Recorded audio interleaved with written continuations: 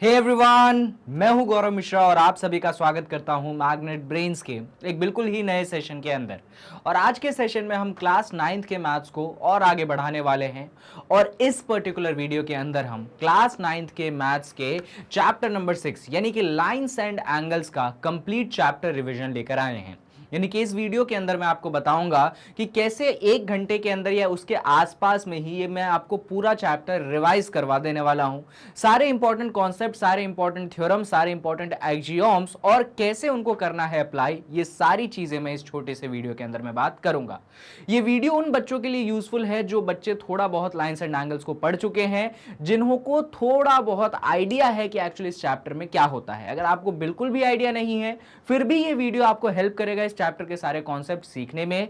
और अगर आपका एग्जाम बहुत करीब है फिर तो ये वीडियो बहुत यूजफुल है, क्योंकि आपका पूरा चैप्टर मैं यहां पे रिवाइज करवा दूंगा। ठीक है, बात समझ में आ गई? चलो बढ़िया। अच्छा, एक और बात सुन लो, अगर अभी तक आपने मैग्नेट ब्रेन्स के YouTube चैनल पे क्लास 9th के मैथ्स के वीडियोस देखना स्टार्ट नहीं किए हैं तो इसी वीडियो के डिस्क्रिप्शन बॉक्स में आपको प्लेलिस्ट की लिंक मिलेगी, आप उस पर क्लिक करिएगा और आपके सामने पूरी क्लास 9th की मैथ्स की प्लेलिस्ट आ जाएगी। जो भी वीडियो आपने नहीं देखी है आप उसको देखिएगा, आपका कॉन्सेप्ट बहुत अच्छे तरीके से क्लियर होगा, आपकी अंडरस्टैंडिंग बहुत अच्छे तरीके से बन जाएगी। ठीक है, और जैसा कि आप जानते हैं कि मैग्नेट ब्रेन्स एक लौता ऐसा प्लेटफॉर्म है जहां पे एजुकेशन आपको completely free of cost provide की जाती है।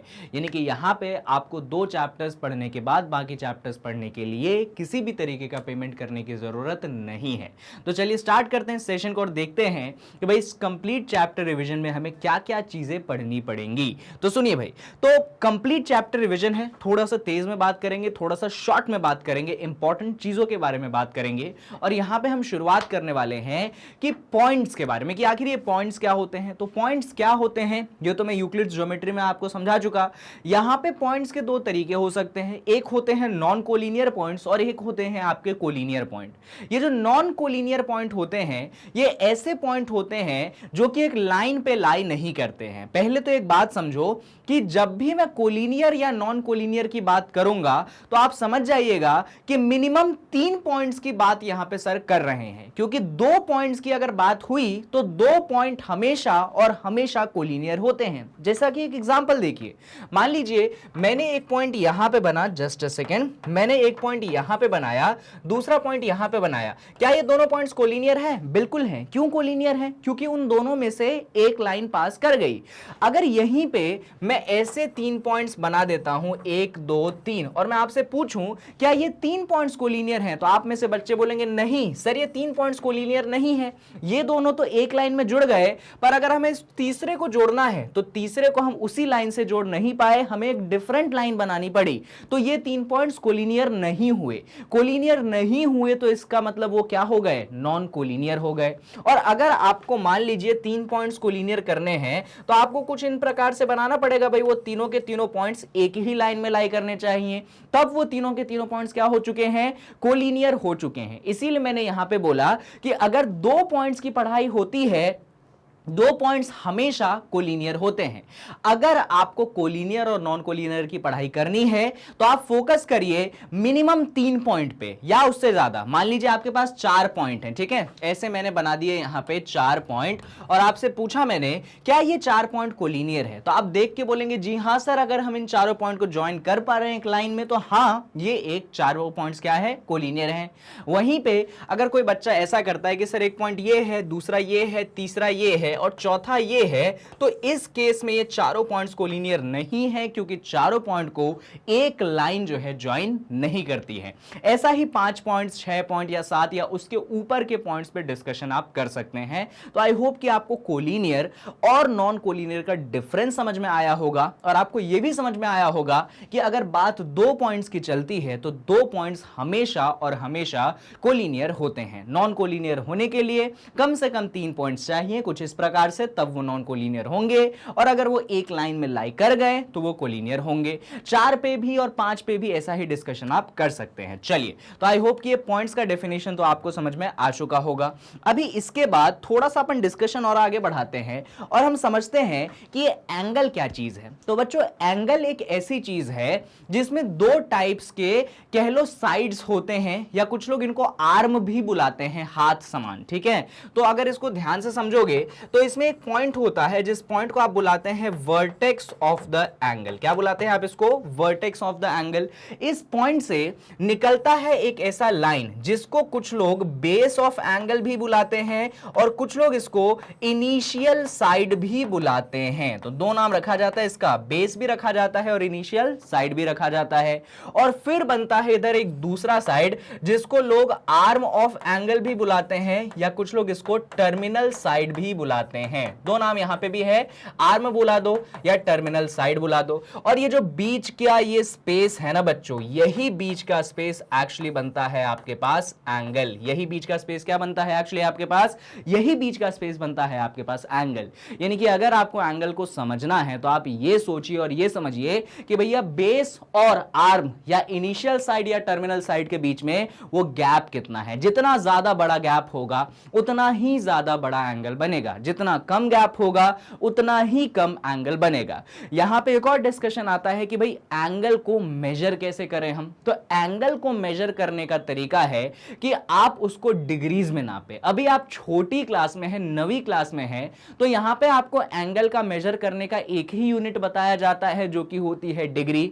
लेकिन जब आप हायर क्लासेस 11th में जाते हैं, 12th में जाते हैं, तब एंगल के और भी यूनिट आते हैं जो आप आगे जाके पढ़ेंगे। पर फिलहाल हमें छोटी क्लास में ध्यान रखना है कि एंगल को मेजर करने का सिर्फ एक ही यूनिट है और वो क्या होता है? वो डिग्री होता है। जैसे कि 30 डिग्री, 60 डिग्री, 90 डिग्री या 100 डिग्री या 120 डिग्री, ये सब एंगल के मेजरमेंट्स हैं। और किस में नापे गए? डिग्री में। और डिग्री को दिखाते कैसे हैं वो भी आप जानते हैं कि मान लीजिए आपका एंगल है 30 डिग्री तो आप 30 लिखेंगे। अब डिग्री वाली बात दिखाने के लिए ऊपर आप एक छोटा सा गोला बना देते हैं जो कि दिखाता है कि भैया वो एंगल का मेजरमेंट है और वो डिग्री में है। आई होप ये चीज भी आपको अच्छे से क्लियर हो चुकी होगी, है ना। अच्छा, अब यहां पे एक और सवाल आता है कि सर कुछ स्पेशल टाइप के एंगल्स आप हमें पढ़ा दीजिए। तो सुनिए, वैसे तो एक्यूट नाम आप समझ गए होंगे, पर उससे पहले भी कुछ बातें मैं आपसे कर लेता हूं। जनरली कई बार सवाल आता है कि सर जीरो एंगल नाम की कोई चीज होती है क्या? बिल्कुल होती है। कैसे होगी सर जीरो एंगल? अरे भाई, मैंने आपको समझाया कि एंगल होता है इनिशियल साइड और टर्मिनल साइड के बीच का गैप। अगर ये गैप हो ही ना और इनिशियल साइड और टर्मिनल साइड कर जाए कोइंसाइड, तब जो एंगल बनता है वो बनता है 0 डिग्री। तो कभी ये मत सोचिएगा कि 0 डिग्री का एंगल नहीं होता है। 0 डिग्री का एंगल बनता है। ये रहा आपका इनिशियल साइड और इसी के ऊपर मैं दूसरे कलर से बना देता हूं, इसी के ऊपर मान लीजिए आ गया टर्मिनल साइड। ऑल्दो आप बोलोगे सर देखो ना गैप आ गया, अब वो तो डायग्राम में है, पर अगर कायदे से दिखाऊं मैं तो ऐसे गैप आता नहीं है, एकदम इसके ऊपर ही लाई कर जाता है। और उस केस में जो एंगल बनता है वो एंगल आपके पास 0 डिग्री बनता है। यानी कि आपसे अगर सवाल पूछा जाए कि यार 0 डिग्री कब बनता है, तो आप बोलोगे भाई जब हमारा इनिशियल और जब हमारा टर्मिनल साइड कर जाए कोइंसाइड तो बनता है एंगल 0 डिग्री। अच्छा, 0 डिग्री के अलावा सर कुछ स्पेशल एंगल होते हैं क्या? देखिए, कुछ बड़े ही स्पेशल एंगल्स होते हैं जिनको 10वीं में आप स्टैंडर्ड एंगल्स बुलाते हैं। उनको भी मैं बता देता हूं। एक होता है आपके पास 30 डिग्री। कौन सा डिग्री बच्चों? 30 डिग्री। अब यहां पे मैं एक्यूरेटली एंगल्स नहीं बना पाऊंगा, पर अगर आपको एक्यूरेटली एंगल्स बनाना है तो आपके बॉक्स में एक डी जैसा इंस्ट्रूमेंट होता है जिसको शायद प्रोट्रैक्टर भी कहते हैं, शायद अगर मैं सही हूं तो। उसकी मदद से आप एक्यूरेट एंगल्स जो है देख सकते हैं, इनफैक्ट बना सकते हैं। तो ये बनता है 30 डिग्री। और भी होते हैं हमारे पास, जैसे एक एंगल बनता है हमारे पास 60 डिग्री जो कि 30 डिग्री का डबल होता है। ये 30 और 60 के बीच में एक एंगल बनता है बच्चों 45 डिग्री, है ना। ये भी बड़ा स्पेशल एंगल है, बड़े इंपॉर्टेंट एंगल्स हैं। सिमिलरली 15 डिग्री, ये भी बड़े स्पेशल एंगल है। पर इन सब में से जो सबसे स्पेशल एंगल है, जिसकी स्टडी सबसे ज्यादा की जाती है, वो होता है 90 डिग्री या जिसको आप बुलाते हैं राइट एंगल। वो क्या होता है बच्चों? होता है 90 डिग्री या जिसको आप बुलाते हैं राइट एंगल। ये सबसे स्पेशल एंगल आपको पढ़ाई करवाई जाती है। आई होप ये चीज आपको क्लियर है ना। 90 डिग्री का आधा होता है 45 डिग्री। ये सारी बातें भी आपको बताई गई होंगी। अच्छा, 90 डिग्री को राइट एंगल बोलते हैं, ये तो मैंने आपको यूक्लिड्स ज्योमेट्री में ही पढ़ा दिया था, है ना। अच्छा सर, इसके अलावा भी कुछ स्पेशल एंगल होते हैं क्या? होते हैं। और स्पेशल एंगल होता है बच्चों, एक एंगल होता है जिसमें ये रहा इनिशियल साइड और इसके जस्ट ऑपोजिट बन गया टर्मिनल साइड। यानी कि इनिशियल साइड और टर्मिनल साइड एक दूसरे के जस्ट ऑपोजिट हैं। और इस केस में जो एंगल यहां पे बनता है ये एंगल कुछ और नहीं, ये एंगल है आपके पास 180 डिग्री। कितना है ये एंगल? 180 डिग्री। सर इस एंगल का कुछ स्पेशल नाम है क्या? जैसे 90 डिग्री वाले को आपने बोला राइट एंगल, क्या ये 180 डिग्री वाले को आप कुछ बोलना चाहेंगे? तो बिल्कुल, इस एंगल को बोला जाता है स्ट्रेट एंगल। क्या बोला जाता है इस एंगल को? इस एंगल को बोला जाता है स्ट्रेट एंगल। सर आप इसको स्ट्रेट एंगल ही क्यों बुलाते हैं? तो भैया इसको स्ट्रेट एंगल हम इसलिए बुलाते हैं क्योंकि इनिशियल साइड और टर्मिनल साइड एक दूसरे के जस्ट ऑपोजिट हैं, और ऐसा होने के कारण वो एंगल क्या हो जाता है, वो जो लाइनें हो जाती हैं क्या हो जाती हैं, वो एक स्ट्रेट लाइन बना देती हैं, इसीलिए इनको हम बुलाते हैं स्ट्रेट एंगल। अच्छा, कुछ और स्पेशल एंगल्स हैं क्या आपके पास? बिल्कुल हैं हमारे पास, उसके बारे में भी सुनिए।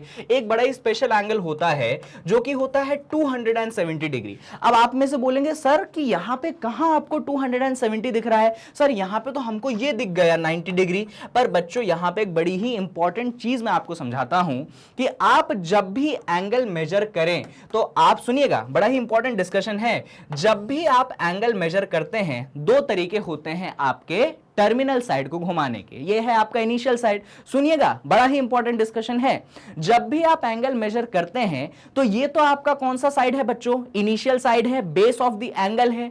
टर्मिनल साइड को घुमाने के दो प्रकार हैं। कौन से दो प्रकार हैं? या तो एक दफा एंटी क्लॉकवाइज घूम जाओ या दूसरी दफा क्लॉकवाइज घूम जाओ। जब तुम घूमोगे एंटी क्लॉकवाइज, यानी कि जैसे क्लॉक में वो जो घड़ी की सुइयां होती हैं उनके ऑपोजिट जब आप घूमेंगे तब बनते हैं पॉजिटिव एंगल। यानी कि समझाने का मतलब ये है कि भाई ये ऐसे घुमाओगे अपना टर्मिनल साइड तो कौन सा एंगल बनेंगे बच्चों?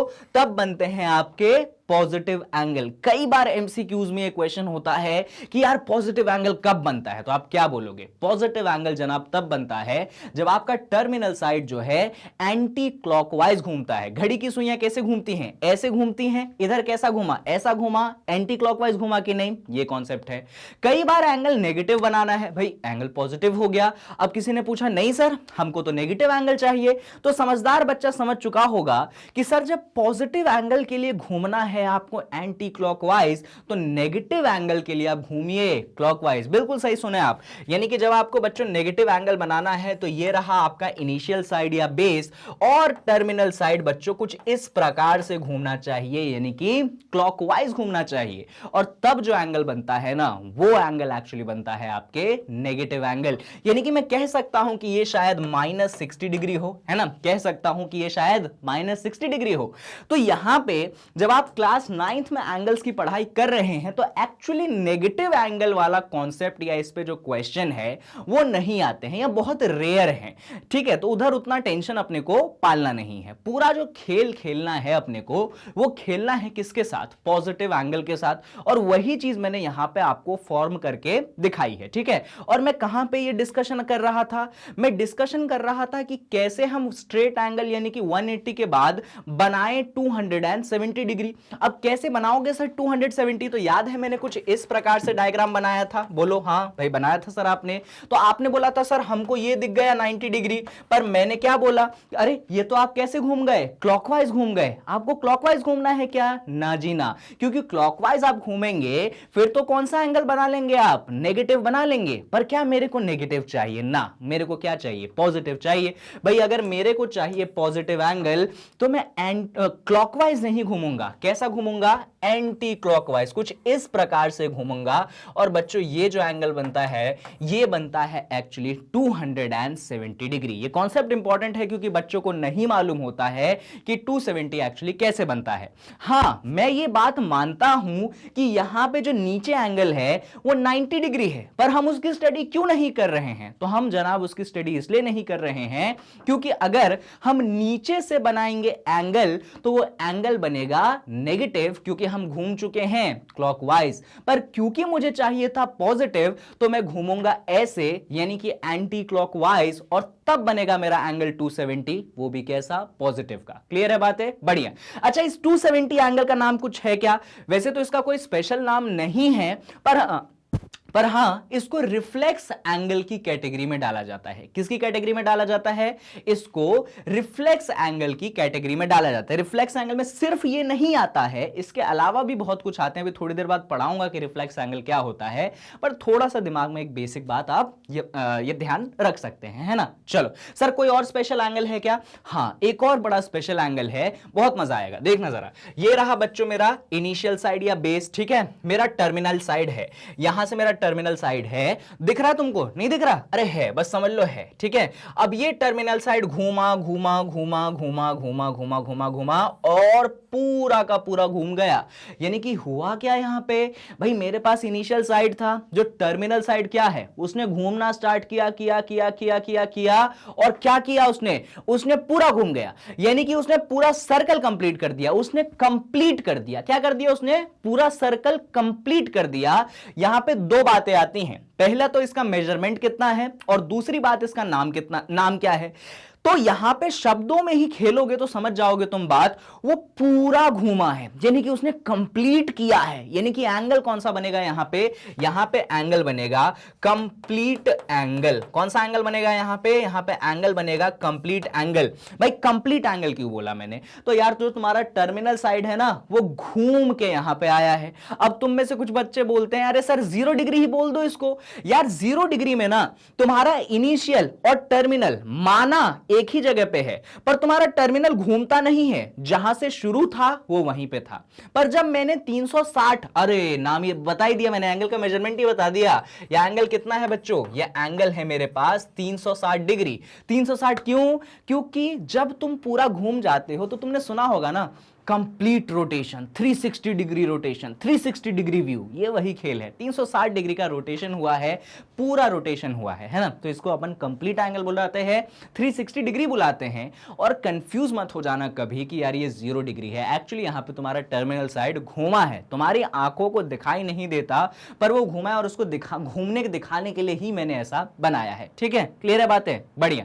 अच्छा, यहां पे थोड़े से और डिस्कशन आ जाते हैं कि सर 360 से बड़े एंगल भी हो सकते हैं क्या? हम समझे 0 से 90 वाले, हम समझे 90 से 180 वाले, हम समझे 180 से 360 वाले, पर क्या 360 के ऊपर भी हो सकते हैं क्या एंगल? बिल्कुल, 360 से भी ऊपर एंगल हो सकते हैं। कैसे? तो जरा बना के दिखाइए सर। देखिए भाई, ये है आपके पास इनिशियल साइड, है ना, एकदम ध्यान से देखिएगा। ये है आपका इनिशियल साइड या बेस ऑफ द एंगल। यहां से टर्मिनल साइड ने घूमना चालू किया किया किया किया और ये देखो कितना बना दिया इसने, पूरा घूम गया, 360 बना दिया। और मान लो ये इसके ऊपर थोड़ा चला गया, तो अभी हुआ क्या है समझो जरा। और ये पूरा घुमा इतना, तो 360, और इसके ऊपर ये इतना गया। तो अगर मैं सिर्फ इतने पोर्शन को बोलता हूं 30 डिग्री, सिर्फ इतना, जो इतना पोर्शन दिखाई दे रहा है, सिर्फ उतने पोर्शन को मैं बोलता हूं 30 डिग्री, पर ये पहले ही कितना घूम चुका है? पहले ही ये एक सर्कल कंप्लीट कर चुका है, यानी कि पहले ही वो 360 कर चुका है। और उसके ऊपर उसने 30 क्या कर लिया? एक्स्ट्रा में कर लिया। भाई उसने पहले 360 कर लिया, 30 एक्स्ट्रा में कर लिया, यानी कि टोटल एंगल, अब ये ऐसा मत बोलो, तुम क्या बोलोगे? टोटल एंगल बनेगा 360 प्लस 30, यानी कि टोटल एंगल बनेगा 390 डिग्री। क्या बात तुम्हें क्लियर हुई? तो ऐसा मत सोचना कि एंगल 360 से बड़े नहीं होते हैं। भाई एंगल 360 से बड़े भी हो सकते हैं। इनफैक्ट एंगल कितना भी बड़ा हो सकता है, वो तुम पे डिपेंड करता है कि तुम अपने टर्मिनल साइड को कितना घुमाते हो। भाई एंगल 720 डिग्री भी होता है। अरे सर कैसी बातें कर रहे हो आप? देखो कैसे होता है 720 डिग्री। तुम्हारा टर्मिनल साइड एक बार घूमा, कितना? 360, क्लियर है। वो एक बार और घूम गया, ठीक है, तो 360 बार कितनी बार घूमा? 2 बार घूमा। 360 इंटू 2 कितना होता है? 72 होता है, यानी कि ये जो एंगल बन गया ना 720 डिग्री बन गया। तो ये मत सोचिएगा कि भैया एंगल 360 के अंदर ही होता है, उससे बड़ा भी हो सकता है। जितना चाहे बड़ा आप एंगल बना सकते हैं। आई होप ये चीज मैंने आपको यहां पे समझाने की कोशिश की है और आपको समझ भी आई है। ठीक है, चलिए। अच्छा सर, एंगल्स का कुछ क्लासिफिकेशन भी होता है क्या? ये तो आपने हमको पढ़ा दिया कि हाँ ये स्पेशल एंगल है, कुछ क्लासिफिकेशन मालूम है आपको? हाँ जी मालूम है। एंगल्स को मैं 3 कैटेगरी में क्लासिफाई करता हूं। देखिए स्पेशल वाले तो मैंने बता दी, 3 कैटेगरी में क्लासिफाई करता हूं। पहला बुलाता हूं मैं एक्यूट एंगल। ये जो एक्यूट एंगल है बच्चों, ये वो एंगल है जो कि 0 से बड़े हैं और 90 से छोटे हैं। याद रखिएगा, जब मैं एक्यूट शब्द का इस्तेमाल करूं, एक्यूट एंगल शब्द का इस्तेमाल करूं, तो आपके दिमाग में 0 से बड़ा बराबर नहीं, 90 से छोटा 90 के बराबर नहीं आना चाहिए। बात समझ रहे हैं? यानी कि अगर मैं बोलूं कि भैया एक्यूट एंगल की बात चल रही है, अगर मैं बोल दूं कि मेरा जो एंगल है उसको मैं थीटा से दिखाता हूं, तो अगर एंगल है एक्यूट तो थीटा जो है उसको कंपलसरी 0 से बड़ा होना पड़ेगा, 0 डिग्री से बड़ा होना पड़ेगा। कुछ बच्चे जो है उसको 0 डिग्री के बराबर भी कर देते हैं, तो आप वो नहीं करेंगे और उसको किससे छोटा होना होगा, उसको 90 से छोटा होना पड़ेगा, तब जो एंगल बनेगा वो एक्यूट एंगल बनेगा। आई होप ये चीज आपको क्लियर है। जैसे कि 30, 60, 90 ये सब के सब क्या हैं, ये सब के सब जो हैं आपके एक्यूट एंगल हैं भैया, 0 से बड़े और 90 से छोटे। और भी एंगल है बच्चों हमारे पास, जैसे कि एक होता है ऑब्ट्यूज एंगल। ये ऑब्ट्यूज एंगल क्या होते हैं, तो ये ऑब्ट्यूज एंगल वो होते हैं बच्चों जो कि आपके 90 से बड़े होते हैं और 180 से क्या होते हैं, छोटे होते हैं। 90 से बड़े हैं और किससे छोटे हैं, तो 180 से छोटे हैं। 90 के बराबर नहीं है, क्योंकि 90 के बराबर हो गए फिर तो उनका नाम क्या हो गया, राइट एंगल हो गया। 180 के बराबर हो गए तो फिर उनका नाम क्या हो गया, उनका नाम तो स्ट्रेट एंगल हो गया। इसीलिए 90 और 180 से कोई रिलेशन नहीं है, 90 से बड़ा और 180 से छोटा। अच्छा, एक और नाम बोला था मैंने, रिफ्लेक्स एंगल, उसको भी समझ लीजिए। यहां पे नाम नहीं लिखा है पर फिर भी समझ लीजिए। जब मैं रिफ्लेक्स एंगल शब्द का इस्तेमाल करता हूं तो रिफ्लेक्स एंगल का मतलब होता है वो एंगल, एकदम ध्यान से सुनना, बड़ा इंपॉर्टेंट है। जब मैं रिफ्लेक्स एंगल शब्द का इस्तेमाल करता हूं तो उसका मतलब होता है वो एंगल जो कि 180 से बड़ा है और 360 से क्या है, छोटा है। इस टाइप के एंगल क्या कहलाते हैं, रिफ्लेक्स एंगल कहलाते हैं। इसीलिए जब मैंने 270 डिग्री बनाया था तो मैंने कहा था वो कौन है भाई, वो रिफ्लेक्स एंगल है, क्योंकि वो 180 से बड़ा है और 360 से छोटा है। आई होप ये चीजें आपको क्लियर हैं, ठीक है, बढ़िया। अच्छा, ये तो क्लासिफिकेशन हो गए। अब थोड़ा सा डिस्कशन आता है कि सर ये हमने बहुत बार नाम सुना है, complementary angle, supplementary angle, adjacent angle, linear pair, ये सब क्या होते हैं, तो जरा उसको एक एक करके अपन समझ लेते हैं। देखिए, कॉम्प्लीमेंट्री एंगल शब्द जो है ये उन एंगल्स के लिए इस्तेमाल होता है जिनका सम जो है वो 90 के बराबर है। जैसे कि मैं दो एंगल ले लेता हूं, एक एंगल ले लिया मैंने A जो कि है मेरे पास 30 डिग्री, एक एंगल ले लिया मैंने B जो कि है मेरे पास 60 डिग्री, और यहां पे मैंने A और B को दिया है जोड़, ठीक है, मतलब दोनों को ऐड कर दिया। जब मैंने दोनों को ऐड किया यानी कि यहां पे 30 प्लस 60 डिग्री मिला। 30 प्लस 60 डिग्री कितना होता है भैया, ये तो 90 डिग्री होता है। यानी कि हमें यहां पे ये देखने को मिला कि जब हमने A और B को जोड़ दिया तो एक्चुअली उनका सम कितना आ गया, 90 डिग्री आ गया ना। इसका मतलब ये होता है बच्चों कि यहां पे A और B ये जो दोनों एंगल्स हैं, ये दोनों एंगल एक्चुअली कौन से एंगल हैं, ये दोनों एंगल्स एक्चुअली आपके कॉम्प्लीमेंट्री एंगल्स हैं। कौन से एंगल्स हैं बच्चों, ये दोनों आपके कॉम्प्लीमेंट्री एंगल्स हैं। जब एंगल्स का सम कितना होता है, 90 डिग्री होता है, तो दोनों एंगल्स क्या कहलाते हैं, कॉम्प्लीमेंट्री एंगल्स कहलाते हैं। अच्छा, बड़ी इंपॉर्टेंट चीज है यहां पे कॉम्प्लीमेंट्री एंगल में, सुनिएगा, बहुत इंपॉर्टेंट चीज है। मान लीजिए मैंने ऐसा लिखा है कि मेरा एंगल A और मेरा एंगल B ये दोनों क्या हैं, ये दोनों कॉम्प्लीमेंट्री हैं। तो यहां पे सबसे पहली बात तो ये होती है कि इन दोनों का सम कितना होगा भाई, इन दोनों का सम जो है वो 90 डिग्री होगा। यहां पे दूसरी इंपॉर्टेंट बात ये है कि मैं एंगल A को मालूम है क्या लिख सकता हूं, मैं लिख सकता हूं 90 डिग्री माइनस B। इनफैक्ट आप इस चीज को यहां पे देख भी सकते हैं, मैंने B को उस तरफ भेज दिया तो 90 माइनस B हो गया। सिमिलरली मैं यहां पे तीसरा पॉइंट लिख देता हूं जिसको ध्यान रखिएगा कि मैं एंगल B को लिख सकता हूं 90 डिग्री माइनस एंगल A। तो ये बड़ी इंपॉर्टेंट चीजें होती हैं जब आप कॉम्प्लीमेंट्री एंगल्स की पढ़ाई करते हैं कि उनका सम 90 होता है। एक का मेजरमेंट दूसरे के बराबर तब होता है जब उसको 90 में से घटा दो। क्लियर है बातें, बढ़िया। इस चीज को आप टेस्ट भी कर सकते हैं जहां चाहे वहां। ध्यान रखिएगा, बहुत काम की चीजें हैं, कई बार ये बहुत काम आता है आपको। चलो भाई, कॉम्प्लीमेंट्री हो गया, फिर आता है कि सप्लीमेंट्री एंगल्स क्या होते हैं। तो इसको भी ऐसा समझो कि मान लो अपने पास एंगल A है 40 डिग्री और एंगल B है अपने पास 140 डिग्री। हमने A और B को यहां पे कर दिया है ऐड, यानी कि हमने यहां पे 40 और 140 डिग्री को कर दिया है ऐड। तो हमने इसको सॉल्व किया, हमें सॉल्व करने करने पे कितना मिला, 180 डिग्री मिला। यानी कि जब हमने दो एंगल्स को ऐड किया तो सम कितना मिला, 180 मिला। जब दो एंगल्स को ऐड करने पे सम आपको 180 मिलता है तो उन दोनों एंगल्स को आप बुलाते हैं सप्लीमेंट्री एंगल्स। यानी कि यहां पे एंगल ए और एंगल बी जो है ये दोनों एंगल क्या फॉर्म करेंगे, आपके सप्लीमेंट्री एंगल्स फॉर्म करेंगे। तो अगली बार आपसे जब सवाल पूछा जाए सप्लीमेंट्री एंगल्स पे तो आप समझ जाइएगा कि उन दोनों एंगल्स का मेजरमेंट कितना होता है, 180 डिग्री होता है। बढ़िया। अच्छा, इसके अलावा कुछ बातें इंपॉर्टेंट होती हैं जो ध्यान रखिए। मान लीजिए ए और बी है, ये दोनों सप्लीमेंट्री है। एक सेकंड, इसको थोड़ा स्टार्टिंग से लिखो। मान लो मैं कहता हूं एंगल ए है और एंगल बी है, ये दोनों सप्लीमेंट्री है। तो सबसे पहला वर्ड ये होता है कि ए और बी का सम कितना होगा, 180 डिग्री होगा। दूसरा इंपॉर्टेंट चीज ये होता है कि भैया ए कितना होगा, तो वो होगा 180 डिग्री माइनस बी। समझ रहे हो ना बात, बी को मैंने उस तरफ भेज दिया। और तीसरा इंपॉर्टेंट चीज ये होता है कि जो बी होता है वो होता है 180 डिग्री माइनस ए, मैंने ए को उस तरफ भेज दिया। तो ये तीन रिलेशंस आप ध्यान रखिएगा, सप्लीमेंट्री में काफी यूजफुल आपके हो जाएंगे। चलिए ठीक है, तो सप्लीमेंट्री हो गया, कॉम्प्लीमेंट्री हो गया। फिर आता है कि ये एडजेसेंट एंगल्स क्या होता है। तो सुनिएगा जरा ध्यान से। एडजेसेंट एंगल्स बच्चों वो एंगल्स होते हैं जो कि बगल में रहते हैं, अगल बगल में रहते हैं। अब ये अगल बगल वाले एंगल्स कैसे बनाओगे, तो देखो जरा इधर देखना डायग्राम ध्यान से। एडजेसेंट एंगल्स को समझाने की कोशिश है। ये रहा मेरे पहले एंगल का बेस, ठीक है, या इनिशियल साइड। ये इसी एंगल का रहा टर्मिनल साइड, ठीक है, सही बात है। और मान लो यहां पे एक एंगल बन गया। मान लो इस एंगल को हम नाम दे देते हैं कि ये एंगल बन गया ए। कौन सा एंगल हो गया ये अपने पास, या एंगल हो गया अपने पास ए, ठीक है, ठीक है भाई। अब इसी एंगल ए पे मैंने कुछ इस तरीके से एक दूसरा एंगल बना दिया, और ये जो मेजरमेंट है मैं इसको बोलता हूं कि ये है मेरे पास एंगल बी। एकदम ध्यान से देखना भाई, बहुत ध्यान से।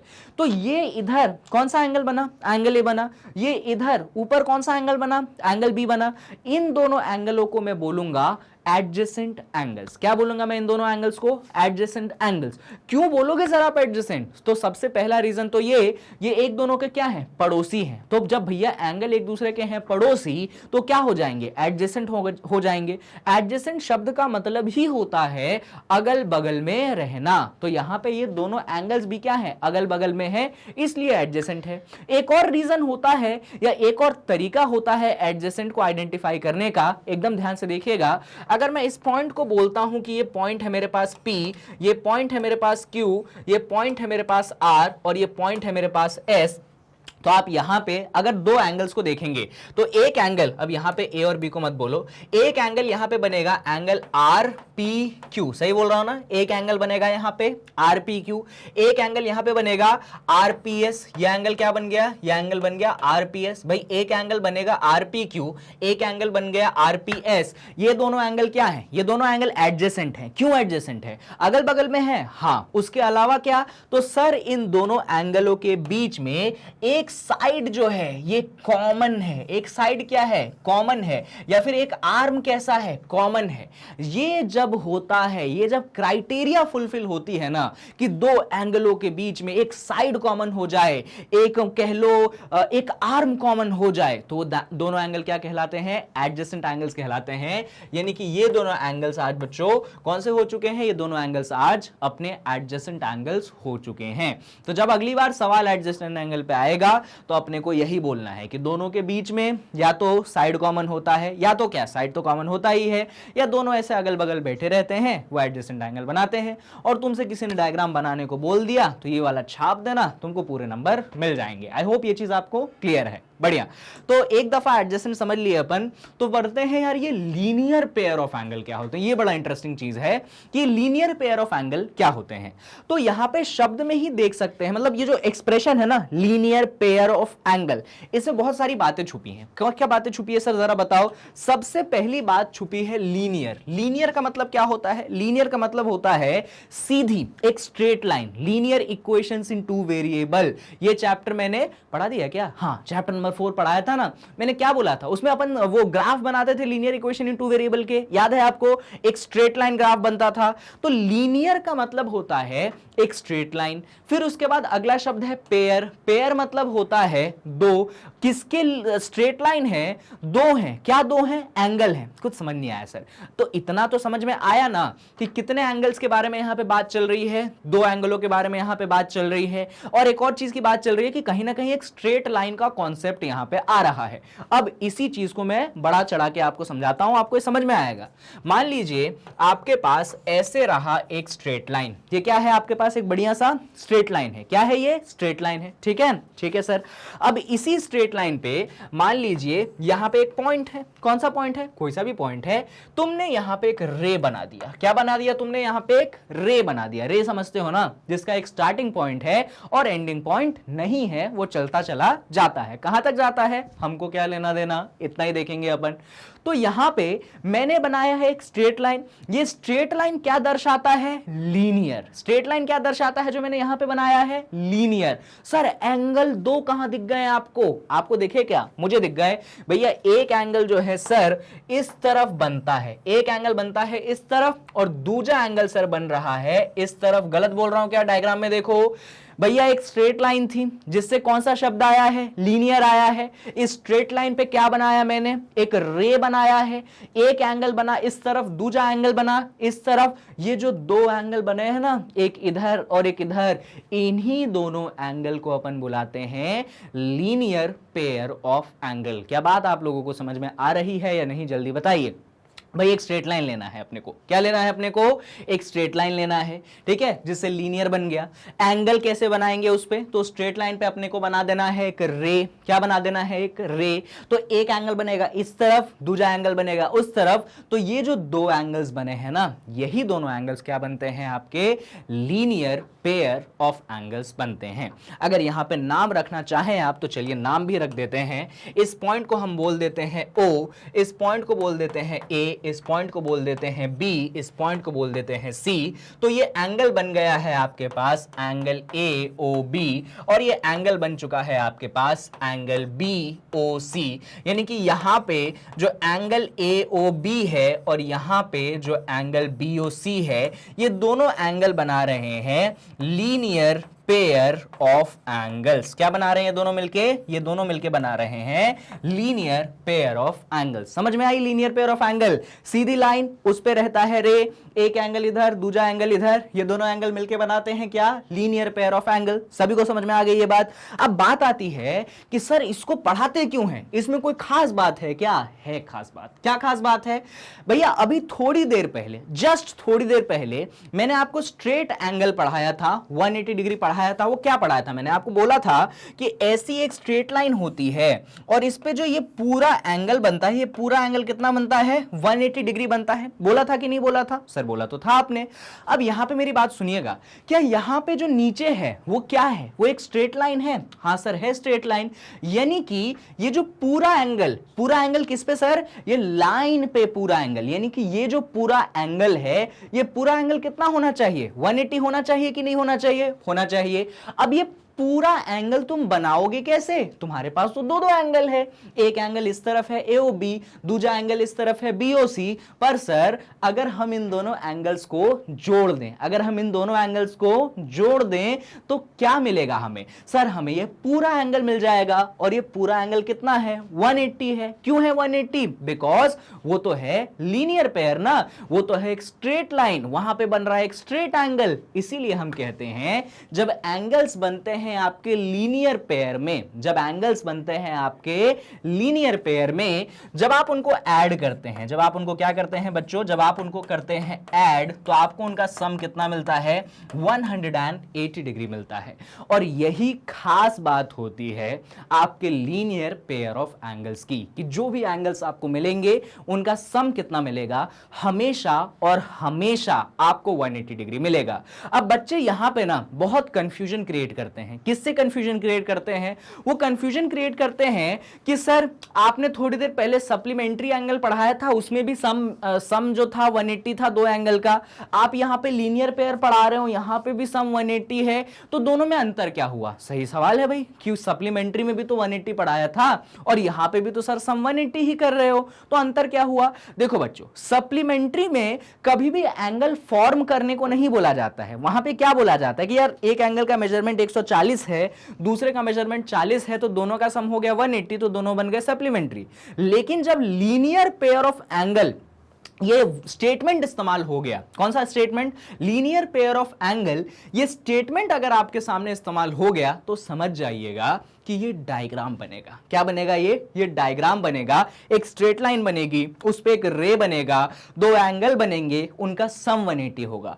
यानी कि लीनियर पेयर ऑफ एंगल एक बड़ी चीज है, इसमें बहुत सारी बातें हैं, और जब मैं सिर्फ और सिर्फ सप्लीमेंट्री शब्द का इस्तेमाल कर रहा हूं तो ये डायग्राम आपके दिमाग में नहीं आना चाहिए। कौन सा डायग्राम आना चाहिए, कोई डायग्राम नहीं आना चाहिए। तो क्या आना चाहिए, सर ने सप्लीमेंट्री शब्द इस्तेमाल किया, इसका मतलब एंगल का सम कितना होगा 180, बस इतनी दिमाग में बात आनी चाहिए। और सर ने लीनियर पेयर इस्तेमाल कर लिया, यानी कि इतनी सारी बातें दिमाग में आनी चाहिए।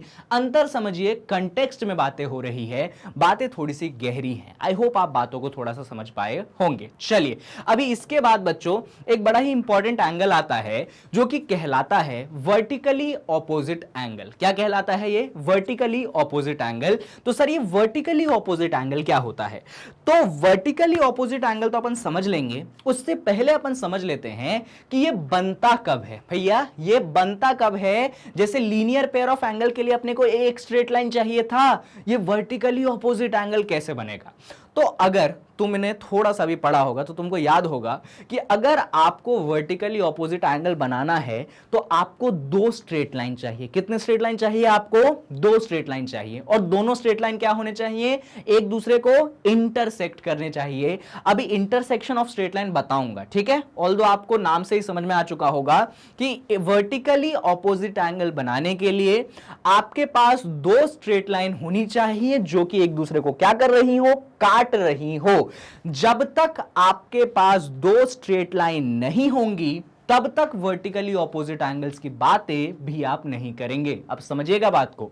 मान लीजिए मैंने ये एक स्ट्रेट लाइन बनाई, इस स्ट्रेट लाइन का नाम रख दिया मैंने L। ये मैंने एक दूसरी स्ट्रेट लाइन बनाई, मैंने इसका नाम रख दिया है M, ठीक है। एक स्ट्रेट लाइन बनाई मैंने L, दूसरी स्ट्रेट लाइन बनाई है मैंने M। क्या ये दोनों लाइनें स्ट्रेट हैं, तो देखो ना, L स्ट्रेट है, M स्ट्रेट है। क्या ये दोनों लाइनें इंटरसेक्ट कर रही है, यस सर ये दोनों लाइनें इंटरसेक्ट कर रही है। तो वर्टिकली ऑपोजिट तो अपन पढ़ेंगे, पर उससे पहले ये समझो कि वर्टिकली ऑपोजिट बनता कब है। तो भाई कब बनता है, तो तुम्हारे पास दो स्ट्रेट लाइन होनी चाहिए, एक होनी चाहिए L, एक होनी चाहिए M। नाम तुम कुछ भी रख सकते हो, तुम पे निर्भर करता है, पर दो स्ट्रेट लाइंस होनी चाहिए, वो करनी चाहिए इंटरसेक्ट। जब दो स्ट्रेट लाइनें करती हैं इंटरसेक्ट, अब मेरी बात ध्यान से सुनना, तुमको समझ में आएगी। एक एंगल बना यहां पे, एक एंगल बना यहां पे, ये जो दो एंगल्स बने ना, एक एंगल बना ऊपर, चलो नाम रख देते हैं एंगल 1, इसका नाम रख देते हैं एंगल 2। एक एंगल बना ऊपर एंगल 1, नीचे बना एंगल 2। क्या ये दोनों ऑपोजिट हैं, हाँ जी ऑपोजिट हैं। तो इन्हीं दोनों एंगल का जो नाम होता है, इनको हम बुलाते हैं वर्टिकली ऑपोजिट एंगल्स। किसको बुलाएंगे वर्टिकली ऑपोजिट एंगल बच्चों, तो हम बोलेंगे कि सर यहां पे जो आपने एंगल 1 बनाया है और एंगल 2 बनाया है, ये दोनों ही आपके पास, इधर मत लिखो, अगर इधर जगह है तो इधर ही लिख दो, इधर आ जाओ, इधर आ जाओ। हम बोलेंगे कि यहां पे सर जो आपने एंगल 1 और एंगल 2 बनाया है, ये दोनों ही क्या है, ये दोनों ही आपकी वर्टिकली ऑपोजिट एंगल है। अब आप में से कोई एक समझदार बच्चा होगा, वो बोलेगा अरे हर सर इसके अलावा, अच्छा ऑपोजिट शब्द क्यों इस्तेमाल किया, ऑपोजिट शब्द इसलिए इस्तेमाल किया क्योंकि एक दूसरे के क्या है, उल्टे हैं, इसीलिए वर्टिकली ऑपोजिट एंगल। अच्छा यहां पे आता है समझदार बच्चा क्या बोलेगा, समझदार बच्चा बोलेगा सर मैं तो दो और ऑपोजिट एंगल देख पा रहा हूं। मैं बोलूंगा बिल्कुल सही देख पा रहे हो आप भैया, एक एंगल इस तरफ है ना, और दूसरा एंगल इस तरफ, ये दोनों भी क्या हैं, ये दोनों भी तो वर्टिकली ऑपोजिट हैं। ये मान लीजिए एंगल 3 हो गया और ये मान लीजिए एंगल 4 हो गया, ये दोनों भी क्या हैं, ऑपोजिट हैं। तो ये दोनों भी क्या बनाएंगी, वर्टिकली ऑपोजिट एंगल बनाएगी। तो आप यहां पे क्या लिखेंगे, आप लिखेंगे यहां पे कि सेकंड पॉइंट में कि भाई आपका जो एंगल 3 है और आपका जो एंगल 4 है, ये भी क्या बनाएंगे, ये भी वर्टिकली ऑपोजिट एंगल बनाएंगे। तो अभी तक मैंने क्या क्या बोला। अब आप बोल रहे हो कि सर इतनी सिंपल चीजें क्यों बता रहे हो, हमको तो आता है। बच्चों यहीं पे खेल हो जाता है, क्योंकि एग्जाम में ना अपन जब ये डायग्राम वर्टिकली ऑपोजिट अपन किसी को भी किसी से इक्वल करके आ जाते हैं, ये सोच के अरे हमने तो सही किया, और जब बाद में नंबर आते हैं तो हमको समझ में आता है कि हमने तो बहुत गलत किया, क्योंकि ये तो वर्टिकली ऑपोजिट थे ही नहीं जिनको हम इक्वल करके आ गए। क्या गलतियां होती हैं वो अभी मैं समझाऊंगा, क्या होता है पहले तो वो समझो। तो देख लो भाई, शुरुआत से हल्का सा, दो स्ट्रेट लाइन होनी चाहिए, वो दोनों स्ट्रेट लाइनें इंटरसेक्ट करनी चाहिए। जब वो स्ट्रेट लाइनें इंटरसेक्ट करती हैं तो दो लीनियर पेयर के पेयर बनते हैं, लीनियर पेयर बोल रहा हूं, दो वर्टिकली ऑपोजिट एंगल्स के पेयर बनते हैं। एक पेयर बना ये वाला 1 और 2 ऐसे वाला, और एक पेयर बना 3 और 4 वाला ऐसे वाला। जरूरी नहीं है कि आप भी 1 2 3 4 नाम दे, वो तो आपकी शक्ति, श्रद्धा और आपकी क्रिएटिविटी पे डिपेंड करता है कि आप क्या एंगलों को नाम देंगे, तो वो मैं आप पे छोड़ता हूं। पर हां, जो बेसिक तरीका है वो मैंने आपके सामने यहां पे करके दिखाया ही है। सो आई होप कि ये चीज आपको क्लियर है कि वर्टिकली ऑपोजिट क्या होते हैं। अच्छा, जब दो स्ट्रेट लाइनें मिलेंगी तो कितने वर्टिकली ऑपोजिट के एंगल्स बनेंगे? तो पहले तो आप बोलोगे कि सर आपका सवाल गलत है। क्यों सवाल गलत है? कितने वर्टिकली ऑपोजिट मत पूछो, आप ये पूछो सर कितने पेयर बनेंगे वर्टिकली ऑपोजिट के। सही शब्द है ना, पेयर मतलब दो चीजें साथ। जैसे भैया हम बोलते हैं ये पेयर दे दो, पेयर का मतलब क्या है, दो चीजें साथ होंगी। ऐसे ही जब मैं वर्टिकली ऑपोजिट बोलता हूं तो पेयर में आती हैं चीजें। कैसे पेयर में आती है? देखो ना, 1 और 2 साथ में आया है, एक पेयर बना।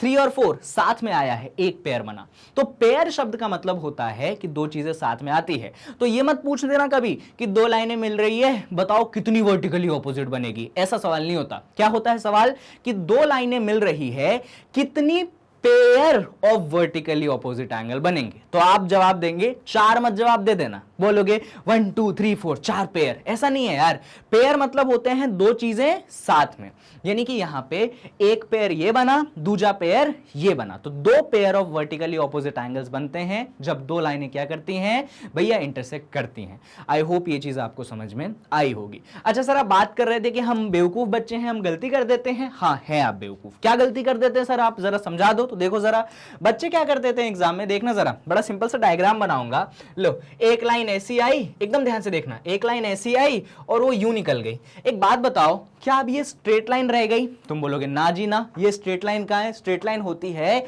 तो यूं निकलना था ना, ये ऐसे कट मार के चली गई, ये स्ट्रेट लाइन थोड़ी है। और दूसरी लाइन सर ऐसी आई और ऐसी चली गई, है ना। यहां पे भी थोड़ा सा इसको अपन अलग करते हैं, ऐसी आई और फिर जो है यूं, अरे रे कहां मिट गई भाई, यूं चली गई। ये जो दूसरी वाली बनाई है, क्या ये स्ट्रेट लाइन है? ना जी ना, ये ऐसी आई और ये कट के चली गई, ये भी स्ट्रेट लाइन नहीं है।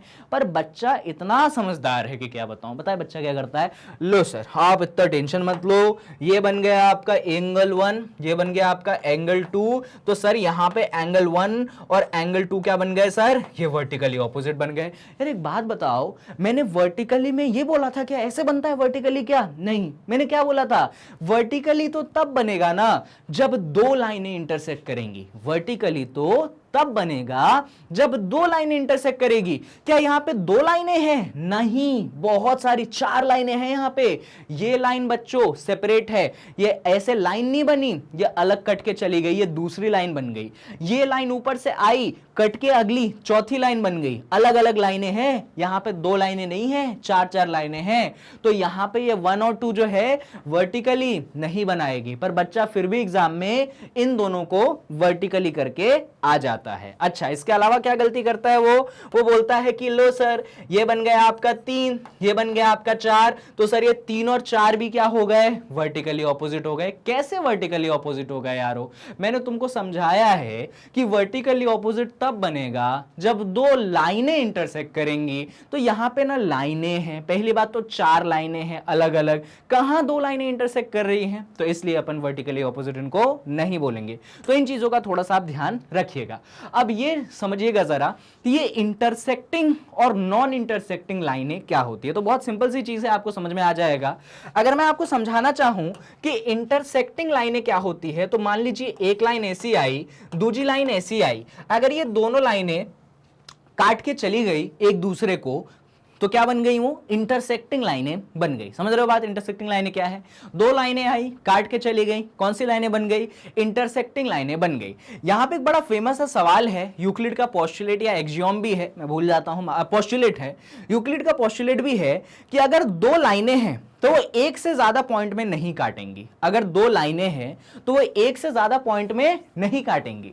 दुनिया में ऐसा हो ही नहीं सकता है कि दो लाइनें हो और वो दो पॉइंट में काट के चली जाए, ऐसा नहीं होता है। दुनिया में अगर दो डिफरेंट लाइनें हैं तो मैक्सिमम कितने पॉइंट में काट सकती है वो, तो मैक्सिमम वो एक पॉइंट में जो है काट सकती है। इस बात को जरा आप ध्यान से दिमाग में रखिएगा, ठीक है। दो लाइनें, डिफरेंट लाइनें एक ही पॉइंट में काट सकती है। अगर तुमको मेरी बात पे विश्वास नहीं हो रहा है तो मैं तुमको खुला चैलेंज देता हूं कि तुम दो लाइनें बना के दिखाओ और उनको दो पॉइंट में कटवा के दिखा दो, है ना। तो ऐसा तुम नहीं कर पाओगे, तो बात माननी पड़ेगी तुम्हें, है ना, समझिएगा। अच्छा, ये हो गई कौन सी लाइनें, तो ये हो गई इंटरसेक्टिंग लाइनें। अच्छा, अब ये नॉन इंटरसेक्टिंग लाइनें क्या है, तो बच्चों ये जो नॉन इंटरसेक्टिंग लाइनों का कॉन्सेप्ट है, इसका मतलब होता है दो ऐसी लाइनें जो कि इंटरसेक्ट नहीं कर रही हैं, है ना। तो सर ऐसा कैसे बना है दो इंटरसेक्टिंग लाइनें, तो कुछ बच्चे पता है क्या बोलते हैं, लो सर एक लाइन बन गई एसी और दूसरी लाइन बन गई एसी, और बोल देंगे देखो सर कहां इंटरसेक्ट करी, नॉन इंटरसेक्टिंग हो गई।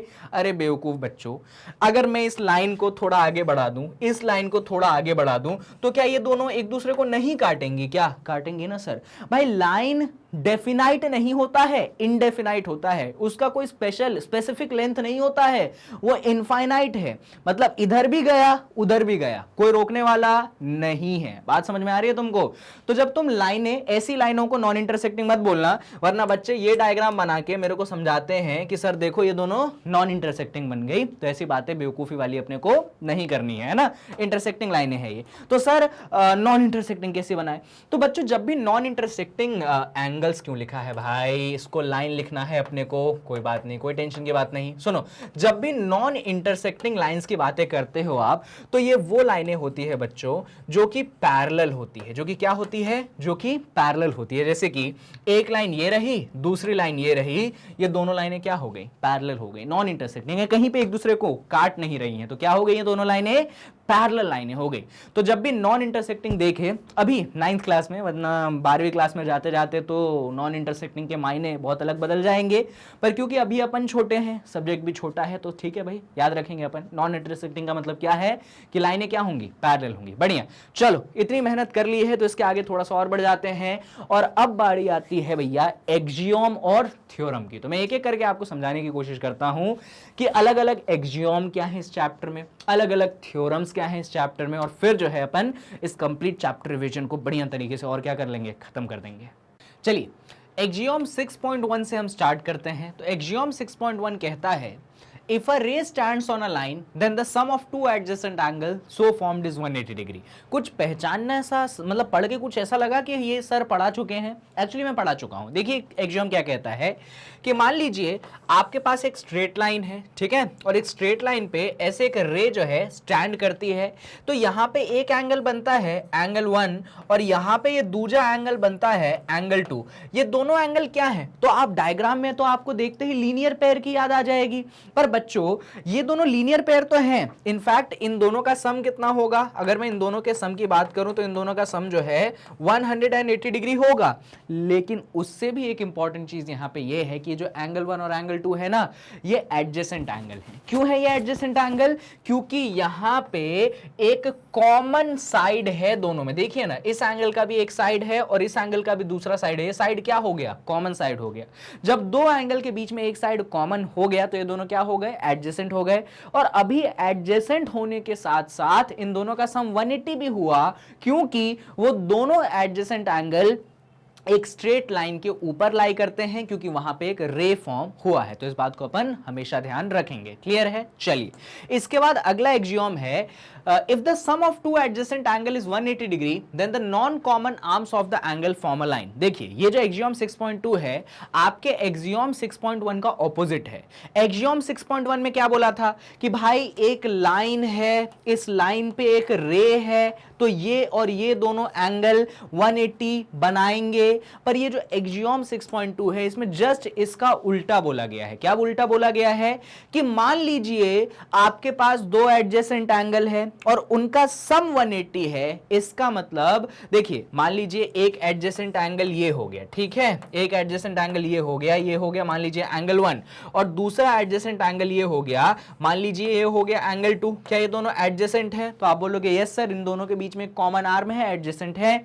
और अगर वैसे तो अभी कोई कंडीशन नहीं दी है मैंने, तो आपने ये एडजेसेंट एंगल बना दिया, पर यहीं पे अगर मैं कंडीशन दे दूं कि बच्चों एक्चुअली यहां पे जो एडजेसेंट एंगल है ना 1 और 2, इसका सम जो है कितना है 180 डिग्री है, तो इसमें जो नॉन कॉमन आर्म है, ये तो कॉमन आर्म हो गया, नॉन कॉमन जो कॉमन नहीं है, ये वाला आर्म और ये वाला आर्म, मालूम है ये दोनों नॉन कॉमन आर्म क्या बनाएंगे? एक स्ट्रेट लाइन बना लेंगे, यानी दोनों ऐसा बन जाएंगे। कैसे बन जाएंगे? दोनों के दोनों एक स्ट्रेट लाइन में खड़े हो जाएंगे, और यानी कि ये कुछ इस प्रकार से डायग्राम आपका दिखने लगेगा। यानी कि यहां पे मैंने आपको ये समझाने की कोशिश की है कि अगर ये एक्चुअली एक्सियोम 6.2 आपके एक्सियोम 6.1 का ऑपोजिट है, तो इसमें ये बोला गया है कि अगर आपके पास दो एडजेसेंट एंगल्स हैं और इनका सम 180 है, तो इसका मतलब ये है कि ये दोनों एडजेसेंट एंगल जो हैं वो एक्चुअली एक स्ट्रेट लाइन पे लाई कर रहे हैं। ये ऐसा समझाने की कोशिश की गई है। तो अपने को दोनों बातें ध्यान रखनी है कि अगर एक स्ट्रेट लाइन है, उस पे ऐसा एक रे बना है, तो जो दो एडजेसेंट एंगल बनते हैं उनका सम 180 है। अगर दो एडजेसेंट एंगल हैं, उनका सम 180 है, तो उन दोनों एडजेसेंट एंगल में जो नॉन कॉमन आर्म होगी वो एक स्ट्रेट लाइन बनाएगी। इन दोनों को अपन ध्यान रखेंगे, और इन दोनों एक्सियोम को साथ में एक नाम दिया गया है और इनको बोला जाता है लीनियर पेयर एक्सियोम। ठीक है, इन दोनों एक्सियोम को साथ में क्या बोला जाता है? Linear pair axiom. अरे लीनियर पेयर शब्द कहां से इस्तेमाल हो गया? स्ट्रेट लाइन बन रही है, रे बन रहा है, सम 180 हो रहा है, इसीलिए लीनियर पेयर का भी नाम रख दिया अपन ने। तो अपने को ये सारी बातें थोड़ी सी ध्यान रखनी है। इसके बाद थोड़ी सी और बातें कर लेते हैं। इफ टू थ्योरम 6.1 आपके एनसीईआरटी बुक का, if two lines intersect each other then the vertically opposite angles are equal. याद है अभी थोड़ी से मैं पहले मैंने आपको वर्टिकली ऑपोजिट एंगल्स पढ़ाए थे। मैंने क्या बोला था कि मान लो एक लाइन ऊपर से आई, एक लाइन इधर आई, एक लाइन L है, दूसरी लाइन M है, ठीक है, तो यहां पे कितने पेयर बनते हैं वर्टिकली ऑपोजिट के? तो ये 1 बनता है एंगल 1, ये बनता है एंगल 2, तो एक पेयर है एंगल 1 एंड एंगल 2, और दूसरा पेयर कौन सा है? तो दूसरे पेयर की बात करोगे आप तो एक पेयर इस तरफ है एंगल 3, और यहां पे क्या है? यहां पे है एंगल 4। तो जरा देखना ध्यान से भैया, एक पेयर क्या बनता है? एंगल 1 और एंगल 2 वर्टिकली, दूसरा पेयर बनता है 3 और 4। पता है इंपॉर्टेंट चीज क्या है? इंपॉर्टेंट चीज ये है बच्चों कि यहां पे ये जो दोनों वर्टिकली है ना, ये दोनों क्या होंगे? आपस में बराबर होंगे। ये बहुत इंपॉर्टेंट प्रॉपर्टी होती है वर्टिकली ऑपोजिट एंगल्स की कि वो इक्वल होते हैं। सिमिलरली ये जो 3 और 4 है ना, ये भी वर्टिकली हैं, तो इसका मतलब ये दोनों एंगल का मेजरमेंट कितना होगा? अभी सेम होगा। ठीक है, तो जब भी दो लाइनें इंटरसेक्ट करें, दो लाइनें इंटरसेक्ट, ऐसा नहीं वो जो एग्जांपल दिया था जिसमें 4-4 लाइनें इंटरसेक्ट करें, जब भी दो लाइनें इंटरसेक्ट करें तो जो वर्टिकली ऑपोजिट एंगल के पेयर्स बनते हैं वो आपस में क्या होते हैं? वो इक्वल होते हैं। चलिए, ये थ्योरम 6.1 था। वैसे तो इसका प्रूफ भी होता है, पर बच्चों प्रूफ पे अपन फोकस नहीं कर रहे हैं। हमें सारी चीजें सीखनी है जो इस चैप्टर में है, जिससे एग्जाम में आप कुछ भी भूले ना और फटाफट सब कुछ आंसर आप कर पाए। अच्छा, पैरेलल लाइन एंड ट्रांसवर्सल, अब इसको जरा समझते हैं, ये बड़ा इंपॉर्टेंट चीज है कि क्या होते हैं जब दो पैरेलल लाइन को एक ट्रांसवर्सल करता है इंटरसेक्ट। तो पहले एक प्रॉपर डायग्राम बनाते हैं कि मान लीजिए ये एक लाइन है, ठीक है, इस लाइन के पैरेलल अपन ने दूसरा बनाया। ये दो लाइनें क्या बना दी अपन ने? पैरेलल बना दी। इन दोनों लाइनों पे क्या है? मान लो ये एक ट्रांसवर्सल है। देखो, ये अपना बन गया लाइन L, ये अपना बन गया लाइन M।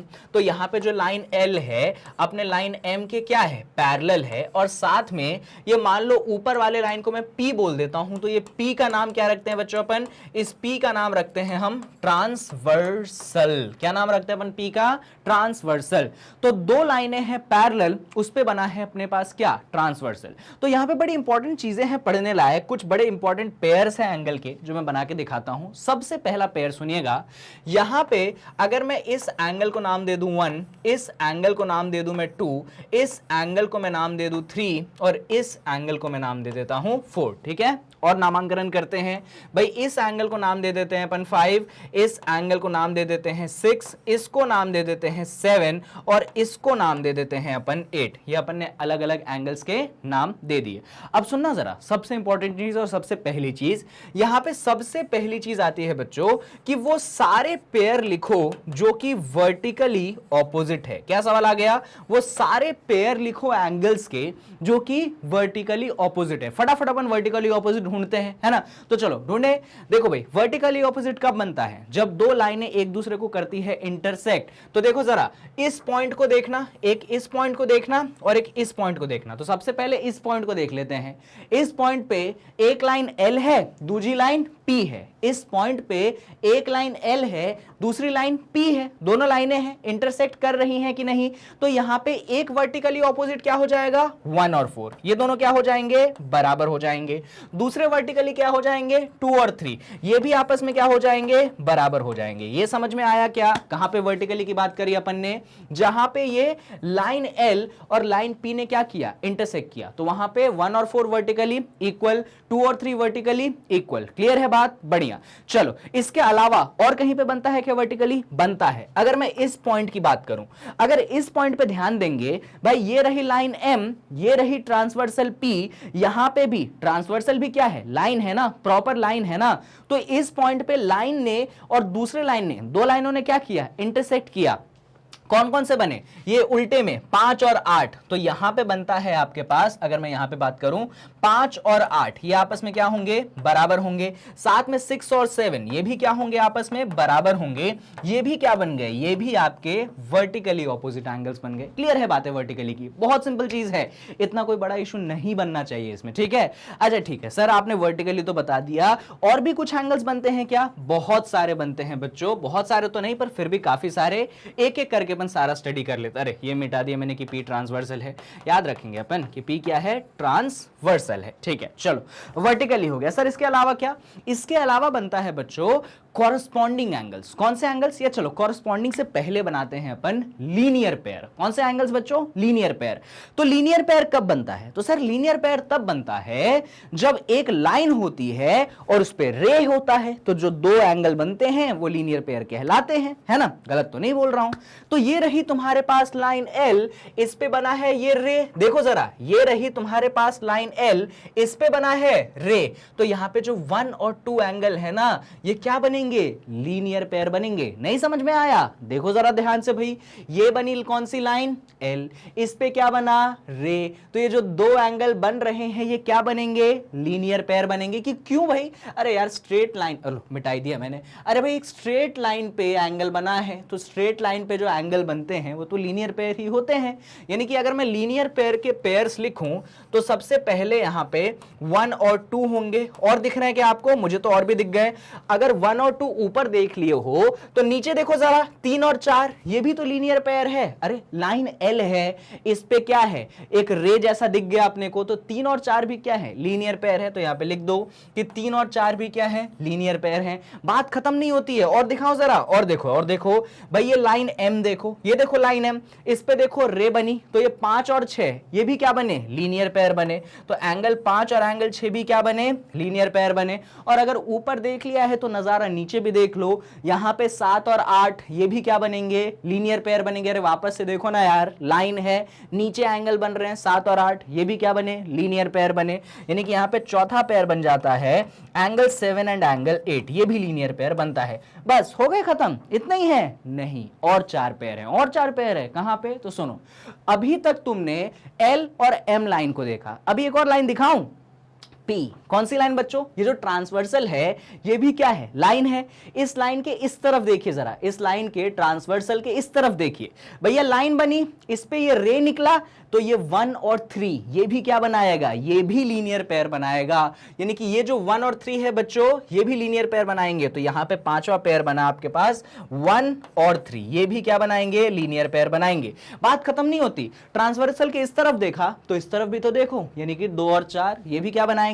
लीनियर पेयर बनाएंगे। यानी कि छठवां पेयर होगा एंगल 2 और एंगल 4, ये भी लीनियर पेयर बनाएंगे। अभी थोड़ा सा और इधर आ जाओ भाई, ये ट्रांसवर्सल को ही देखते रहना, बस अभी इस पॉइंट पे आ जाओ, अभी इस पॉइंट के इस तरफ देखो राइट साइड, तो यहां पे कौन है 5 और 7, देखो भाई एक लाइन है, इस लाइन पे क्या है रे बन गई, तो ये 5 और 7 भी क्या बन गए लीनियर पेयर बन गए, यानी कि सातवां है आपके पास एंगल 5 और एंगल 7, ये भी लीनियर पेयर बन गए। और सिमिलरली ये जो 6 और 8 हैं ये भी क्या बन गए, उस तरफ वाले भी आपके ये लीनियर पेयर बन गए। तो ऐसे टोटल 8 लीनियर पेयर बनते हैं जब आप दो लाइनों को एक ट्रांसवर्सल से इंटरसेक्ट करते हैं। और बच्चों ये बात आप जानते हैं कि जब लीनियर पेयर बनेगा तो उन दोनों का सम कितना होगा 180 होगा। तो अगर मैं 1 और 2 को लीनियर पेयर बोलता हूं तो इसका मतलब यह है कि 1 + 2 का सम कितना होगा 180 होगा। सिमिलरली 3 और 4 को अगर मैं लीनियर पेयर बोलता हूं तो उनका सम भी 180 होगा। इनफैक्ट जितने भी लीनियर पेयर मैंने आपके सामने बनाए हैं इन सभी लीनियर पेयर का सम कितना होना है 180 होना है। इसको कौन सा एक्सियोम बोला था अपन ने, लीनियर पेयर एक्सियोम बोला था कि जब लीनियर पेयर एंगल बनते हैं तो उनका सम कितना होता है 180 डिग्री होता है। तो ये अभी तक मैंने आपको वर्टिकली पढ़ाया जो कि इक्वल होते हैं, लीनियर पेयर पढ़ाया जिनका सम कितना होता है 180 डिग्री होता है। टोटल 4 पेयर बन रहे थे वर्टिकली के, 8 पेयर बने हैं लीनियर पेयर के। और अब आते हैं कुछ ऐसे एंगल के नाम जो अभी तक शायद आपने नहीं सुने होंगे, ठीक है। तो चलिए उनका डिस्कशन अपन एक एक करके करते हैं और उसमें भी बच्चों हम शुरुआत करेंगे सबसे पहले कॉरस्पॉन्डिंग एंगल्स को समझने से। कौन से एंगल्स को समझेंगे हम, कॉरस्पॉन्डिंग एंगल को सबसे पहले समझेंगे। तो चलो आओ समझे जरा ये कॉरस्पॉन्डिंग एंगल क्या चीज है भैया, बड़ी इंपॉर्टेंट चीज है। और देखेंगे कि कितने पेयर बनते हैं कॉरस्पॉन्डिंग एंगल्स के। जो नाम मैं ले रहा हूं और जो पेयर बना रहा हूं ये आपके दिमाग में छप जाना चाहिए। अगर ये आपके दिमाग में नहीं बैठा तो समझ जाइएगा कि ये चैप्टर आपसे सॉल्व नहीं हो रहा है, ठीक है, क्योंकि ये नाम ही सबसे ज्यादा इंपॉर्टेंट चीज है इस चैप्टर के। चलिए भाई कॉरस्पॉन्डिंग एंगल्स की बात कर ले। तो जब बात चलती है यहां पे कॉरस्पॉन्डिंग एंगल की तो एक पेयर लेता हूं और आपको समझाता हूं। यहां पे एक एंगल आप देख रहे हैं, हाँ सर देख रहे हैं, कौन सा एंगल, एंगल 1, ठीक है। और एक और एंगल आप देख रहे हैं, कौन सा, एंगल 5। ये जो बच्चों एंगल 1 और एंगल 5 है ना, ये दोनों मालूम है क्या है, ये दोनों हैं आपके करस्पॉन्डिंग एंगल्स। कौन से एंगल, ये जो बना 1 ऊपर और ये जो बना 5 नीचे, ये दोनों क्या बने, कॉरस्पॉन्डिंग एंगल बने। तो एक पेयर ये बना। अब कैसे याद रखेंगे, तो बच्चों अब ऐसे याद रखना पड़ेगा कि एक लाइन L है, दूसरी लाइन M है, ये दोनों क्या है, पैरेलल है। अच्छा जितनी चीजें अभी मैं पढ़ा रहा हूं ना, ये कॉरस्पॉन्डिंग, ये लीनियर पेयर, या ले लो वर्टिकली, वैसे तो लीनियर और वर्टिकली की बात छोड़ दें, करस्पॉन्डिंग से सुनना। अभी जो करस्पॉन्डिंग पढ़ाऊंगा इसके बाद 2-4 तरीके के और एंगल पढ़ाऊंगा। ये जितने भी टाइप के एंगल्स मैं पढ़ा रहा हूं ये तभी इन सब की बात चलती है, तभी इन सब पे क्वेश्चन बनते हैं जब लाइनें क्या होती हैं, पैरेलल होती हैं। अगर लाइनें पैरेलल नहीं होंगी तो समझ जाइएगा कि कॉरस्पॉन्डिंग पे क्वेश्चन तो नहीं बन सकता है। अगर आगे जो एंगल पढ़ाने वाला हूं उसमें भी वो भी क्वेश्चन नहीं बन सकता जब तक लाइनें क्या ना हो, पैरेलल ना हो। हां ये जरूर कह सकता हूं कि जो वर्टिकली वाला केस था और लीनियर वाला केस था उन पे क्वेश्चन तब भी बन सकते हैं जब लाइनें पैरेलल नहीं थी। वो रिजल्ट्स तब भी वैलिड हैं। कब भी वैलिड हैं, जब लाइनें पैरेलल नहीं हैं। लेकिन लाइनें अगर पैरेलल हैं और इनफैक्ट उनको होना ही पड़ेगा, तभी आप कॉरस्पॉन्डिंग की पढ़ाई तरीके से कर सकते हो। देखो करस्पॉन्डिंग एंगल तो तब भी बनेंगे जब लाइनें पैरेलल नहीं है, वो मैं मानता हूं, वो आप जानते भी हो। लेकिन क्वेश्चन कब बनेगा, पढ़ाई कब होगी, जब लाइनें क्या होंगी, आपस में पैरेलल होंगी। जब तक लाइनें आपस में पैरेलल नहीं होंगी ना, तब तक ये कॉरस्पॉन्डिंग पढ़ने का कोई मतलब नहीं है, सवाल नहीं मिलेगा उस पे। हाँ कॉरस्पॉन्डिंग होंगे अगर लाइनें पैरेलल नहीं है फिर भी, पर इंपॉर्टेंस कब है उसका, जब लाइनें पैरेलल है। तो हमेशा जब भी आप लाइन्स एंड एंगल्स के क्वेश्चन करते हैं तो देख लीजिएगा कि लाइनें पैरेलल कहां पे बन रही है, कौन सी लाइन किसके पैरेलल है। क्योंकि बच्चों ये सबसे पहला स्टेप होता है आइडेंटिफाई करने का कि क्वेश्चन की शुरुआत कहां से की जा सकती है, क्योंकि सारा खेलना लाइनों के पैरेलल पे ही बैठा है। अगर ये बात तुम्हारे दिमाग में फिट हो रही है ना, ये बात तुम देख पा रहे हो सवाल में, मतलब तुमने सवाल को सही दिशा में शुरुआत किया है। बात समझ में आ रही है मेरी, चलो बढ़िया। तो 1 और 5 बन गया, ये पहला पेयर है। और भी पेयर है क्या सर? जी हाँ, सुनिएगा, एक तो 1 और 5 बन गया, इधर आप 2 को देख पा रहे हैं क्या? बिल्कुल। इधर आप 6 को देख पा रहे हैं क्या? बिल्कुल। यहां पे जो एंगल 2 और एंगल 6 हैं, ये भी आपके क्या हैं? करस्पॉन्डिंग एंगल्स हैं। सर थोड़े से और दिखा दीजिए, इधर देखिए भाई, 1 और 5 हो गया, 2 और 6 हो गया, इधर आप 3 को देख पा रहे हैं, बिल्कुल, इधर आप 7 को देख पा रहे हैं, बिल्कुल। यानी कि यहां पे एंगल 3 और एंगल 7 जो है, ये भी क्या है? ये भी करस्पॉन्डिंग है। सिमिलरली क्या आप इधर 3 और 7 हो गया, हाँ, ये एक ये 4 आ गया, एक ये 8 आ गया। तो अगर आप यहां पे चौथे नंबर पे एंगल 4 और एंगल 8 को देखेंगे तो ये भी क्या है आपके? ये भी आपके करस्पॉन्डिंग एंगल्स हैं। तो टोटल 4 पेयर बनते हैं आपके करस्पॉन्डिंग एंगल्स के। आई होप ये चीज आपको जो है अच्छे तरीके से क्लियर हो रही है। बढ़िया, चलिए भाई, करस्पॉन्डिंग समझ लिया अपन, एक और समझ लेते हैं अपन, ऑल्टरनेट इंटीरियर एंगल्स। क्या समझ लेते हैं अपन? एक और ऑल्टरनेट इंटीरियर एंगल, ये भी बड़ा इंपॉर्टेंट है, कई बार क्या, बहुत इंपॉर्टेंट है ये तो, हर क्वेश्चन में आपको मिल जाते हैं करस्पॉन्डिंग और ये सब। नाम लिख देता हूं पहले, कौन से एंगल की बात कर रहे हैं अपन? तो अब अपन एंगल की बात कर रहे हैं alternate interior angle, alternate interior angle, इसकी बातें हम यहां पे करेंगे। चलिए, ऑल्टरनेट इंटीरियर एंगल्स को जरा हम पढ़ लेते हैं, ठीक है? एकदम ध्यान से इधर पूरा बोर्ड पे फोकस करेंगे सभी लोग। ऑल्टरनेट इंटीरियर एंगल, सर क्या होते हैं ऑल्टरनेट इंटीरियर एंगल? तो बच्चों, ऑल्टरनेट इंटीरियर एंगल में सिर्फ 2 पेयर बनते हैं। कॉरस्पॉन्डिंग में 4 बन गए थे, वर्टिकली में कितने? 4 बन गए थे, लीनियर पेयर में तो 8 बन गए थे। लेकिन जब ऑल्टरनेट इंटीरियर एंगल्स की बात करता हूं तो सिर्फ और सिर्फ 2 पेयर बनते हैं। कौन से 2 पेयर सर, ये बताइए? तो नाम में क्या है? इंटीरियर, यानी कि अंदर वाले एंगल। नाम में क्या है? इंटीरियर, यानी कि अंदर वाले एंगल। किसके अंदर? पैरेलल लाइन के अंदर। यानी कि बच्चों, जब मैं इंटीरियर की बात कर रहा हूं ना, तो मैं सिर्फ 3, 4, 5 और 6 सिर्फ इन्हीं की बात कर पाऊंगा, क्योंकि यही वो एंगल हैं जो कि पैरेलल लाइन के अंदर है। भैया पैरेलल लाइन के बाहर वाले जो एंगल हो गए ना, वो तो एक्सटीरियर, यानी कि ये पैरेलल लाइन के बाहर तो एक्सटीरियर हो गए, ये पैरेलल लाइन के इधर नीचे ये भी एक्सटीरियर हो गए। इंटीरियर मतलब ये दो पैरेलल लाइन, इनके बीच में जो एंगल्स हैं उनको कहते हैं इंटीरियर। पर सामने कौन सा शब्द लगा दिया मैंने? ऑल्टरनेट। यानी कि बच्चों सुनना, यहां पे एक एंगल है 3, एक एंगल है 6। एकदम मेरी बात ध्यान से सुनना, एक एंगल है 3 और एक एंगल है 6। ये दोनों जो है ना, ये है आपके ऑल्टरनेट इंटीरियर एंगल। कौन से?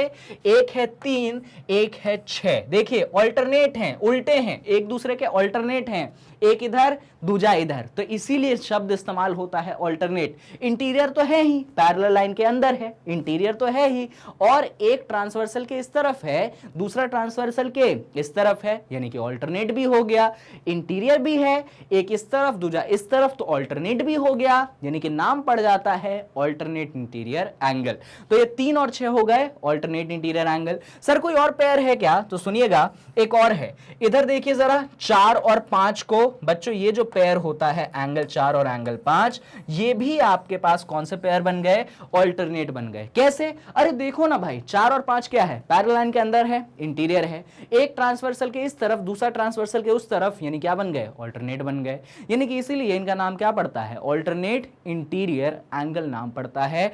आई होप ये चीज आपको क्लियर है, कहीं पे कोई कंफ्यूजन नहीं है। सिर्फ 2 पेयर बनते हैं ऑल्टरनेट इंटीरियर के, इससे ज्यादा नहीं बनते।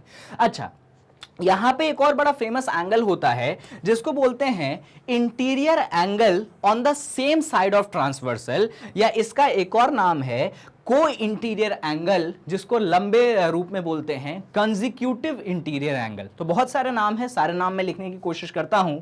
तो नाम इसके हैं, या तो आप इसको बोल दीजिए इंटीरियर एंगल, इंटीरियर को मैं INT लिख रहा हूं, इंटीरियर मत समझ लेना, इंटीरियर को मैं INT लिख रहा हूं। इसको पढ़ते हैं अपन interior angles on same side of transversal, interior angle on same side of transversal, या तो आप ऐसा बोल दीजिए, या कुछ लोग इसको, कुछ लोग क्या, सभी लोग इसको एक और नाम से जानते हैं, को कॉन्जिक्यूटिव इंटीरियर एंगल, अच्छा कॉन्जिक्यूटिव शब्द जो है उसको CO से ऐसा लिखते हैं, को इंटीरियर एंगल। तो मतलब समझो वो जो कॉन्जिक्यूटिव बड़ा शब्द है उसको को से दिखाया जाता है, CO को मींस शॉर्ट फॉर्म में CO को मतलब लंबे फॉर्म में वो कॉन्जिक्यूटिव को दिखाते हैं, इसीलिए उसका नाम ऐसे भी रख देते हैं कुछ लोग, को इंटीरियर एंगल। इंटीरियर को मैं INT से लिख रहा हूं, इसलिए मैंने INT लिख के डॉट लगा दिया, ठीक है।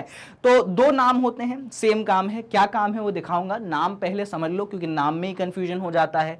या तो interior angle on the same side of transversal मिलेगा, या दूसरा मिलेगा को इंटीरियर एंगल, ठीक है। लॉन्ग फॉर्म में को जो है शॉर्ट फॉर्म है, लॉन्ग फॉर्म में एक्चुअली कंजिक्यूटिव इंटीरियर एंगल है, ठीक है।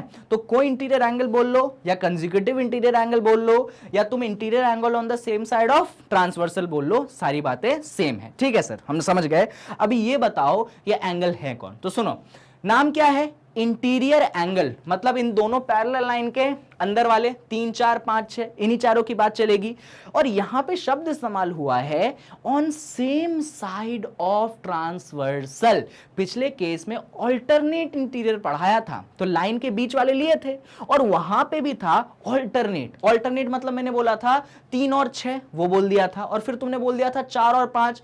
जब मैं यहां पे बोलता हूं interior angle on the same side of transversal, तो तुम बोलोगे सर ये रही आपकी ये दोनों लाइनें हैं पैरेलल, इनके अंदर वाले और इनके अंदर वाले बन गए सर इंटीरियर, बस ट्रांसवर्सल के एक तरफ होने चाहिए दोनों, तो ये रही ट्रांसवर्सल, इसके एक तरफ यानी कि 3 और 5। तो पहला पेयर जो है वो है 3 और 5। सर ये कैसे है interior angle on the same side of transversal, जरा ये समझाइए। दादा ये ट्रांसवर्सल, इतना तो मानते हो कि इंटीरियर है, देखो ना दोनों ट्रांसवर्सल के एक ही तरफ है, इसीलिए ये हो गए interior angle on the same side of transversal या फिर को इंटीरियर एंगल। क्लियर है बात, बढ़िया। और सुनो अभी सेकंड वाला देखोगे, सेकंड वाला पेयर, तो ये देखो भैया ये 4 और 6, कौन सा अगला पेयर है बच्चों, 4 और 6, ये भी आपका interior angle on the same side of transversal हो गया। देखिए ना इंटीरियर है ही, ट्रांसवर्सल के एक तरफ है दोनों, तो ये भी interior angle on the same side of transversal हो गया या फिर को इंटीरियर एंगल हो गया। तो ये एक और चीज थी जो मुझे आपको बतानी थी और सिखानी थी, बढ़िया। चलिए वैसे तो बच्चों एंगल्स हो चुके हैं, पर एक और नाम बड़ा इस्तेमाल होता है जिसको कहते हैं एक्सटीरियर एंगल, ठीक है। ऑल्टरनेट एक्सटीरियर एंगल भी कुछ लोग बोल देते हैं, तो वो चीज़ वैसे उस पर डायरेक्ट क्वेश्चन अपने को करने की जरूरत नहीं है, क्योंकि वो चीज़ जितना अपन ने पढ़ा ना इसी में वो मैनेज अप हो जाता है, तो उसको अलग से पढ़ने की जरूरत नहीं है। इनफैक्ट अपन उसको अलग से पढ़ेंगे भी नहीं, ठीक है।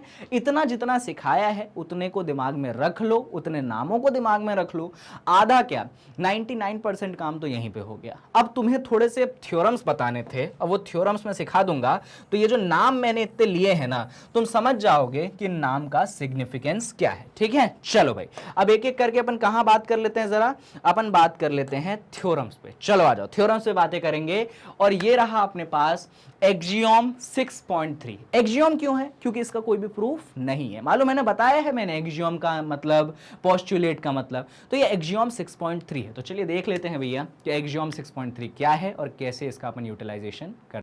चलिए एक्सियोम 6.3 का स्टेटमेंट क्या है पहले वो देख लो। स्टेटमेंट है if a transversal intersect two parallel lines then each pair of corresponding angles is equal। अगर एक ट्रांसवर्सल दो पैरेलल लाइन को काटती है तो कॉरस्पॉन्डिंग एंगल क्या होते हैं, इक्वल होते हैं। यही है एक्सियोम 6.3, इसका कोई प्रूफ नहीं है। अपने को चाहिए क्या, नहीं चाहिए, बात खत्म। अच्छा सर दिखाओ जरा क्या बोल रहे हो आप, तो देखो भैया ये डायग्राम बनाया था, अब ये डायग्राम यहाँ पे बना के, चलो अब यहीं देख लो, चलो पिछले पेज पे आ जाए क्या, यहाँ देखो, ठीक है। इधर देखो भाई, ये आपने डायग्राम बनाया था, इसमें कौन कौन से कॉरस्पॉन्डिंग एंगल थे, अब मुझे याद है तो मैं फटाफट लिख रहा हूँ। इसमें सबसे पहला कॉरस्पॉन्डिंग था बच्चों एंगल 1 था और एंगल 5 था, ठीक है। और कौन सा था, उसके बाद एंगल 2 था, एंगल 6 था, फिर कौन था, फिर 3 था और 7 था, और लास्ट में कौन था, लास्ट में था आपके पास 4 और 8। ये थे आपके पास कौन से करस्पॉन्डिंग एंगल। तो एक्सियोम 6.3 के अनुसार ये सारे के सारे करस्पॉन्डिंग एंगल्स क्या होंगे, ये एक्चुअली इक्वल होते हैं। ये कौन कहता है, ये अपने पास एक्सियोम 6.3 कहता है कि भैया दो पैरेलल लाइन है, उनको ट्रांसवर्सल काटती है तो करस्पॉन्डिंग एंगल्स क्या होते हैं, इक्वल होते हैं। हैं। तो देखो अब बच्चे को नहीं मालूम होगा करस्पॉन्डिंग एंगल क्या होता है तो इस एक्सियोम को समझ ही नहीं पाएगा, इसको क्वेश्चन में लगा ही नहीं पाएगा। बट आई होप कि आपको तो समझ में आ चुका है। चलो बहुत ईजी था ये तो। अच्छा मालूम है इस एक्सियोम 6.3 को अपन क्या बोलते हैं, मैं नाम भी बढ़ा देता हूं। इस एक्सियोम 6.3 को बोला जाता है करस्पॉन्डिंग एंगल एक्सियोम, क्योंकि किस पे होल्ड होता है, ये करस्पॉन्डिंग एंगल पे होता है। अभी एक्सियोम 6.3 का मालूम है उल्टा है, अपने पास एक्सियोम 6.4। कैसे उल्टा है, जस्ट रिवर्स है। पिछले केस में क्या था, दो लाइनें पैरेलल थी और ट्रांसवर्सल था तो एंगल इक्वल थे। तो एक्सियोम 6.4 में पहले एंगल इक्वल हैं, कौन से एंगल, करस्पॉन्डिंग वाले, और उनके कारण लाइनें क्या हैं, पैरेलल है। वापस से मेरी बात सुनो, मेरी बात समझो जरा। एक्सियोम 6.3 में क्या था, लाइन पैरेलल थी और ट्रांसवर्सल था तो एंगल इक्वल थे, ये था। अब एक्सियोम 6.4 में मालूम है क्या है, उसमें ऐसा है कि लाइनें पैरेलल हैं या नहीं हमको नहीं मालूम, तो हमको क्या मालूम कि करस्पॉन्डिंग एंगल क्या है, इक्वल है।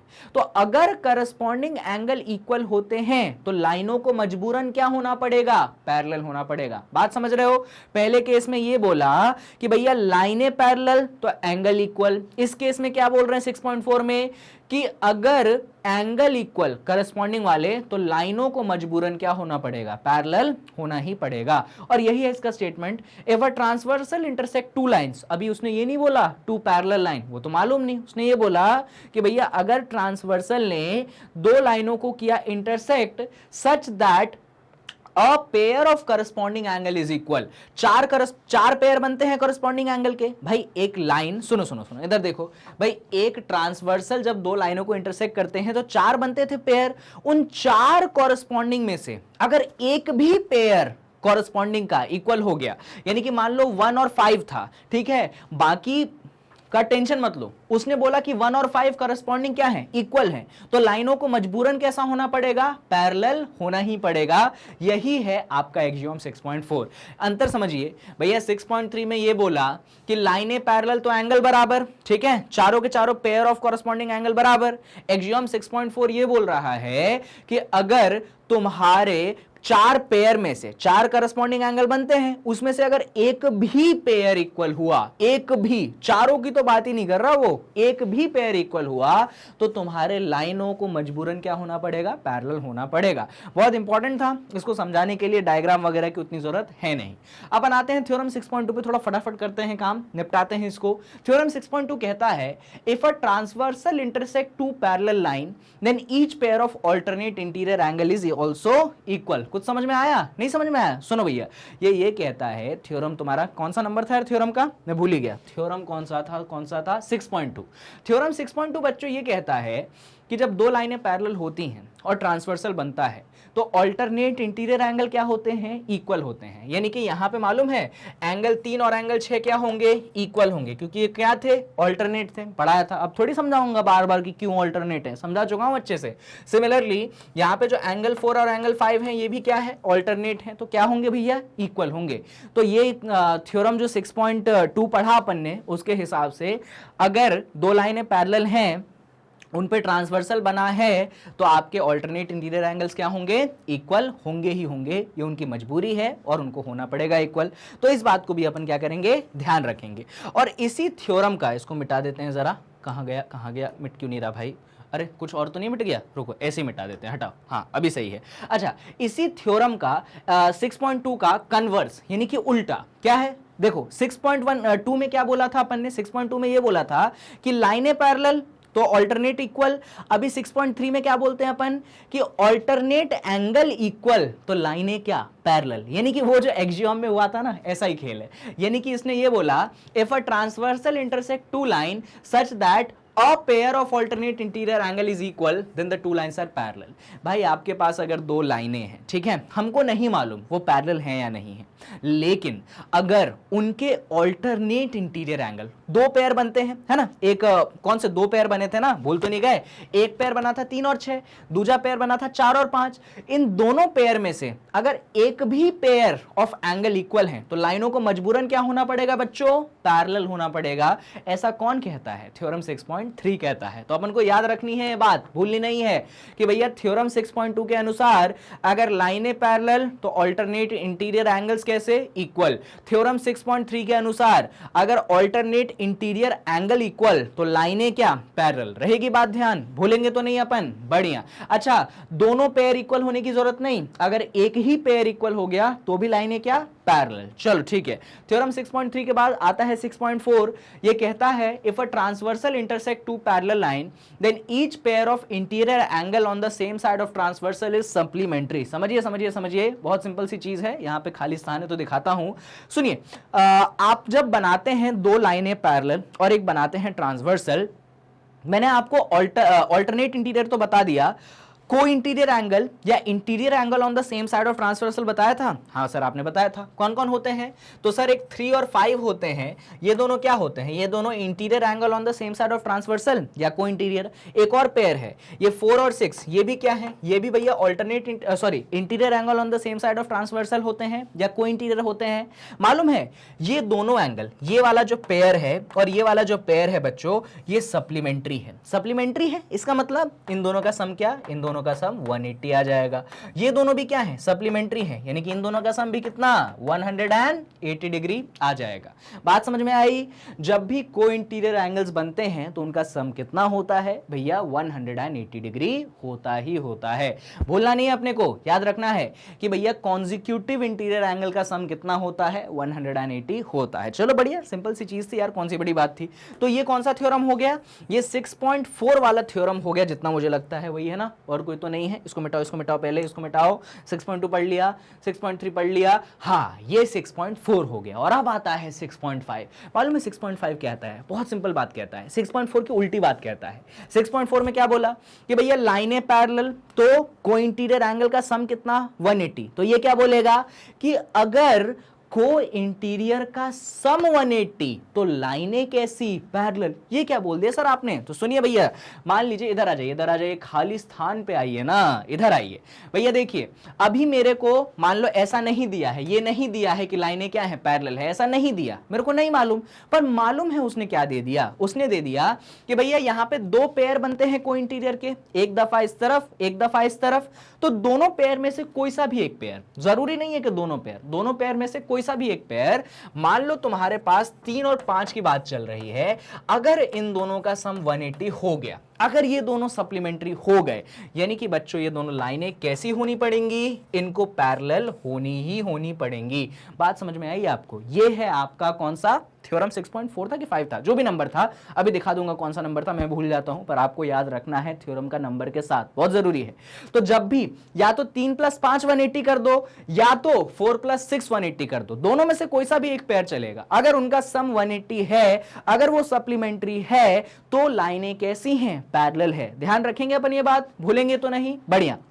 मैं एक बार वो दिखा देता हूं कि ये कौन से नंबर का थ्योरम था, क्योंकि नंबर याद रखना बच्चों बहुत जरूरी है, ऐसे अपन फॉरगेट नहीं कर सकते, ठीक है। 6.4 था, 6.5 था, तो 6.5 अपने को ध्यान रखना है। और अब आता है 6.6, ये बड़ा कमाल का है, स्टेटमेंट पढ़ो, बहुत सिंपल है, थोड़ा सा अनोखा सा है। ये थ्योरम ये है, lines which are parallel to the same line are parallel to one another. बड़ा ही सिंपल सी चीज है, यहाँ पे सुनिए, आपको समझ में आएगा। अरे ये तो काला हो गया, चलो सफेद कर देते हैं इसको, यहाँ गए आ गए सफेद। सुनो, ये क्या क्या क्या कह रहा है, क्या कह रहा है, स्टेटमेंट पढ़ें क्या। स्टेटमेंट कहता है lines which are parallel to same line are parallel to each other. मान लो एक लाइन L है, एक लाइन L है, ठीक है। ये लाइन L जो है तुम्हारे लाइन P के क्या है, पैरेलल है। भैया ये जो लाइन L है तुम्हारे लाइन P के क्या है, पैरेलल है। ऐसा अपने को बोला गया, कैसा बोला गया कि तुम्हारा लाइन L जो है लाइन P के क्या है, पैरेलल है, ठीक है। और फिर बोला गया कि एक लाइन M है, एक लाइन M है, और ये जो लाइन M है ये भी तुम्हारे P के क्या है, पैरेलल है। ये सेकंड स्टेटमेंट बोला गया।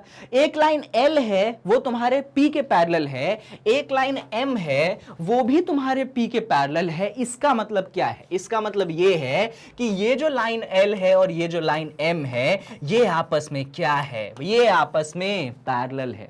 इसी को थ्योरम, कौन सा नंबर था यार मैं भूल गया, 6.6 की मदद से दिखाता है।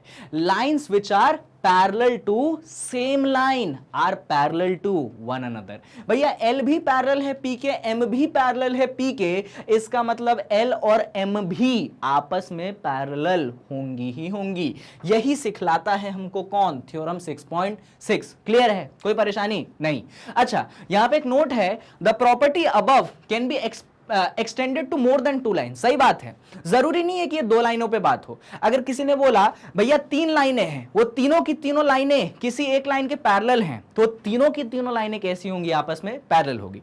मान लो लाइन L है, वो भी P के पैरेलल है, लाइन M है, वो भी P के पैरेलल है, लाइन N है, वो भी P के पैरेलल है। इसका मतलब लाइन L, M और N आपस में कैसी होंगी, पैरेलल। क्लियर है बातें, बढ़िया। चलो, थ्योरम 6.6 के बाद अपन पहुंच जाते हैं थ्योरम 6.7 से। ये थोड़ा सा अलग थ्योरम है बच्चों, क्योंकि इस चैप्टर है ना लाइंस एंड एंगल्स हैं, पर इसमें जो आखिरी वाला एक्सरसाइज आता है 6.3 वाला एक्सरसाइज, वो 6.3 वाली एक्सरसाइज ट्रायंगल पे बेस्ड है। और वो थ्योरम कुछ ऐसी है कि sum of angles of a triangle is 180 degree. बड़ी सिंपल सी चीज है कि मान लीजिए आपके पास एक ट्रायंगल है। क्या है आपके पास, मान लीजिए आपके पास एक ट्रायंगल है।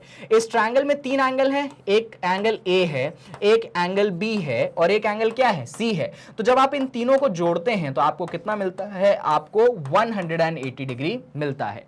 ये है आपका थ्योरम 6.7 कि sum of angles in a triangle is 180। समझिए जरा, मान लीजिए मैंने बोला ये एंगल 90 है, मैंने बोला ये एंगल 30 है, तो भैया ये एंगल कितना होगा, तो तुम बोलोगे अरे सर ये तो बड़ा सिंपल है, तीनों एंगल का सम कितना 180 होने का।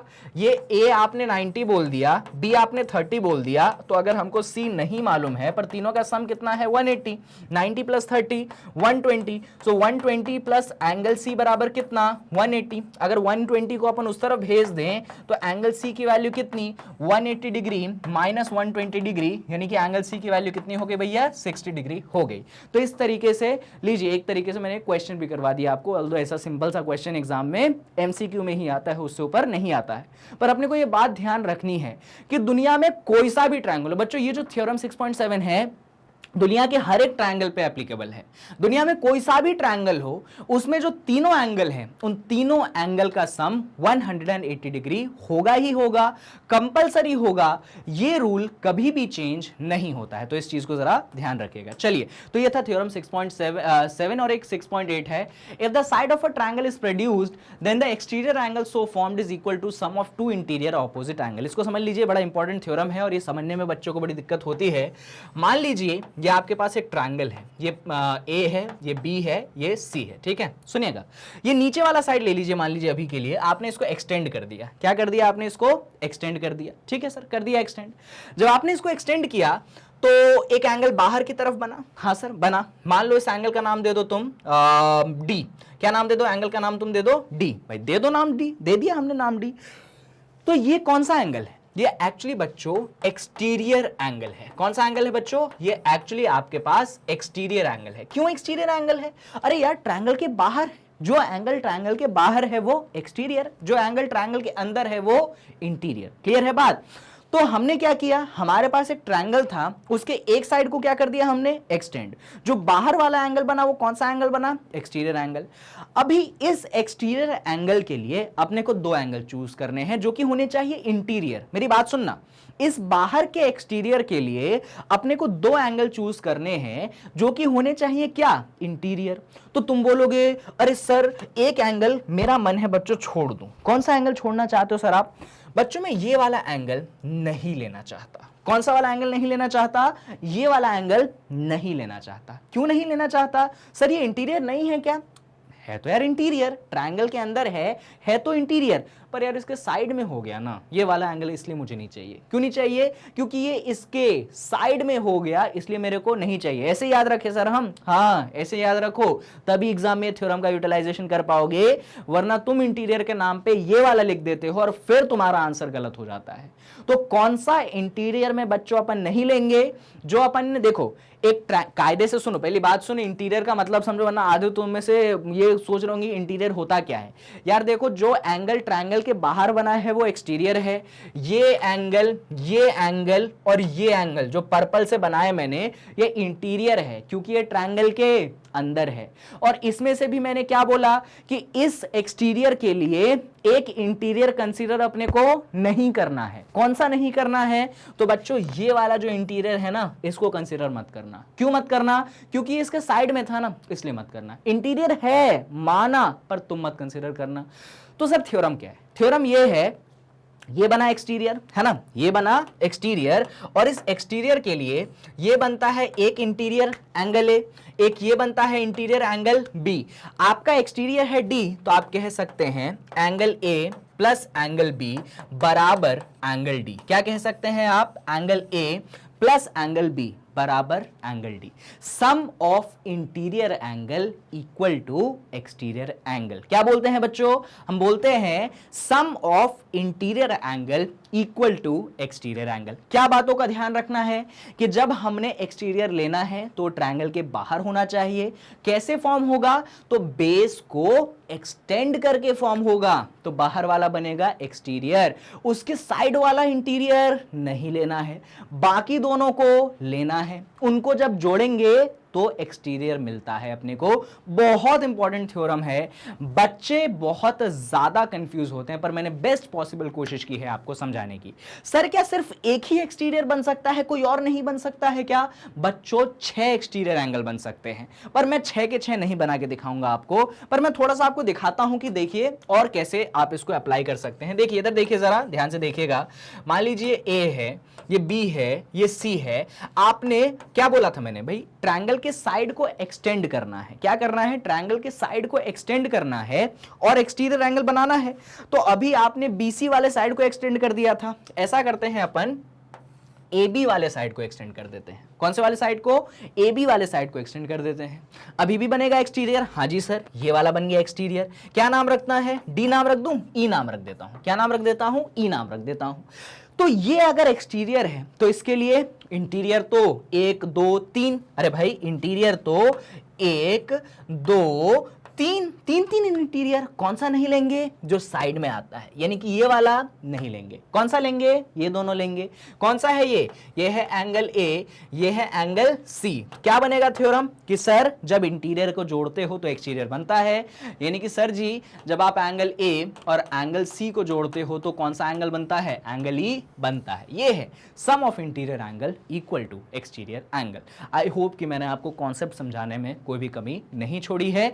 ऐसे ही बच्चों कोई सा भी साइड एक्सटेंड करके एक्सटीरियर बनाइए, उसके बगल वाले को मत लीजिए, बाकी दोनों को लीजिए, दोनों को जोड़िए और बाहर वाला आपका बन जाएगा। चलिए तो बस कायदे से बताओ ना, तो वन शॉट रिवीजन हो गया खत्म। मैंने यहाँ पे आपको बोला था ना पूरा चैप्टर रिवाइज करवाऊंगा, हर एक थ्योरम समझाऊंगा, हर एक एक्सियोम समझाऊंगा, और मैंने समझाया। अब बोलोगे सर आपने सवाल करवाए नहीं। यार बच्चों सवाल करवाने के लिए तो मैंने इतने सारे करवा दिए हैं। अब वन शॉट रिवीजन में अगर मैं सवाल कराने बैठ जाता तो वीडियो रिवीजन थोड़ी होता, ये वीडियो तो बहुत लंबी बन जाती। यहाँ पे इतने सारे डिस्कशन होना, 4-5 नहीं 7-8 घंटे की वीडियो बन जाती। तो कहाँ रिवाइज कर पाते तुम एग्जाम से पहले? तो इसीलिए मैंने इंश्योर किया इस वीडियो में कि आपको सारा कॉन्सेप्ट में सिखा दूं, कि कल एग्जाम देने जाओ ना तो एटलीस्ट तुम्हारे पास कुछ तो रहे लिखने के लिए, कुछ बातें तो रहे दिमाग में। इस बात को ध्यान रखते हुए मैंने ये वीडियो बनाई थी। तो खत्म करते हैं इस वीडियो को। यहाँ पे लाइंस एंड एंगल्स का कंप्लीट चैप्टर रिवीजन होता है खत्म। अभी बात करेंगे अपन अगली वीडियो में, जहां पे लाइंस एंड एंगल्स का अपन MCQs यानी कि मल्टीपल चॉइस क्वेश्चन पे करेंगे डिस्कशन। बढ़िया बढ़िया MCQs मैं लेकर आऊंगा, उसको भी छोटे में रखूंगा, ज्यादा बड़ी वीडियो नहीं, पर हाँ इंपॉर्टेंट MCQs होंगे, उनको आप देख लीजिएगा अच्छे से। तो अगर उस चैप्टर से कुछ MCQs बनते हैं तो जो मैं करवाऊंगा उसके आसपास ही बनेंगे, उससे बहुत ऊपर भी नहीं, बहुत नीचे भी नहीं, उसके आसपास ही MCQs आपको जो है मिलेंगे। तो अपन अगली वीडियो में डिस्कस करेंगे। फिलहाल इस वीडियो को यहाँ पे खत्म करते हैं। जाते जाते वैसे तो आप मैग्नेट ब्रेन्स के प्लेटफॉर्म के बारे में जानते हैं कि 100% फ्री एजुकेशन है। कहां से पढ़े हम आपसे? सर आप हमसे, सर मैं आपको बोल रहा हूं कि आप हमसे पढ़ लीजिए, आप हमसे हमारे YouTube चैनल पे पढ़ लीजिए। अगर आप चाहे तो हमारी वेबसाइट को एक्सेस कर लीजिए। देखिए हमारी वेबसाइट को भी एक्सेस कर सकते हैं आप, www.magnetbrains.com। चाहे तो हमारे पास मोबाइल फोन का ऐप है मैग्नेट ब्रेन्स का, उसको डाउनलोड कर लीजिए फोन में, वहां से पढ़ लीजिए। यानी कि जहां से आप चाहे पढ़ना चाहे वहां से आप पढ़ सकते हैं, ठीक है। तो और खास बात, खरीदना नहीं है और कोई कूपन कोड नहीं है, सब कुछ 100% फ्री है। सिर्फ आपके 9th का नहीं, ये देखिए लिस्ट आपको एनटीएससी, ओलंपियाड, सीयूईटी, बड़े बच्चों के लिए आईआईटी जेईई, आप भी सोच ही रहोगे, नीट जैसे एग्जाम या फिर किसी और बोर्ड के हो, स्पोकन इंग्लिश, आपको बैंक से इंश्योरेंस, वो तो आप नहीं दोगे पर आपके बड़े भाई बहन दे रहे होंगे, कॉम्पिटिटिव एग्जाम, हर चीज प्रोवाइड करती है मैग्नेट ब्रेन्स, और वो भी 100% फ्री ऑफ कॉस्ट। फ्री है लेकिन फिर भी क्वालिटी इसका बेस्ट है। चलिए तो मिलते हैं अपन अगली वीडियो में, जहां पे क्या करेंगे भाई, मल्टीपल चॉइस क्वेश्चंस करेंगे लाइन्स एंड एंगल के। So stay tuned at Magnet Brain. पर जाते जाते चले तो नहीं गए, सुनो भाई, जाते जाते हमारे यूट्यूब चैनल को लाइक, शेयर एंड सब्सक्राइब जरूर करना। ये सारी कहानी तो मैंने बता ही दी है ना, KG to 12, like, share and subscribe जरूर कीजिएगा, ठीक है, जरूर भूलिएगा नहीं, ठीक है। चलिए तो एक बार तो बाय बाय बोल ही दिया, पर फिर भी take care, bye bye, and अगली वीडियो में हम मिलते हैं।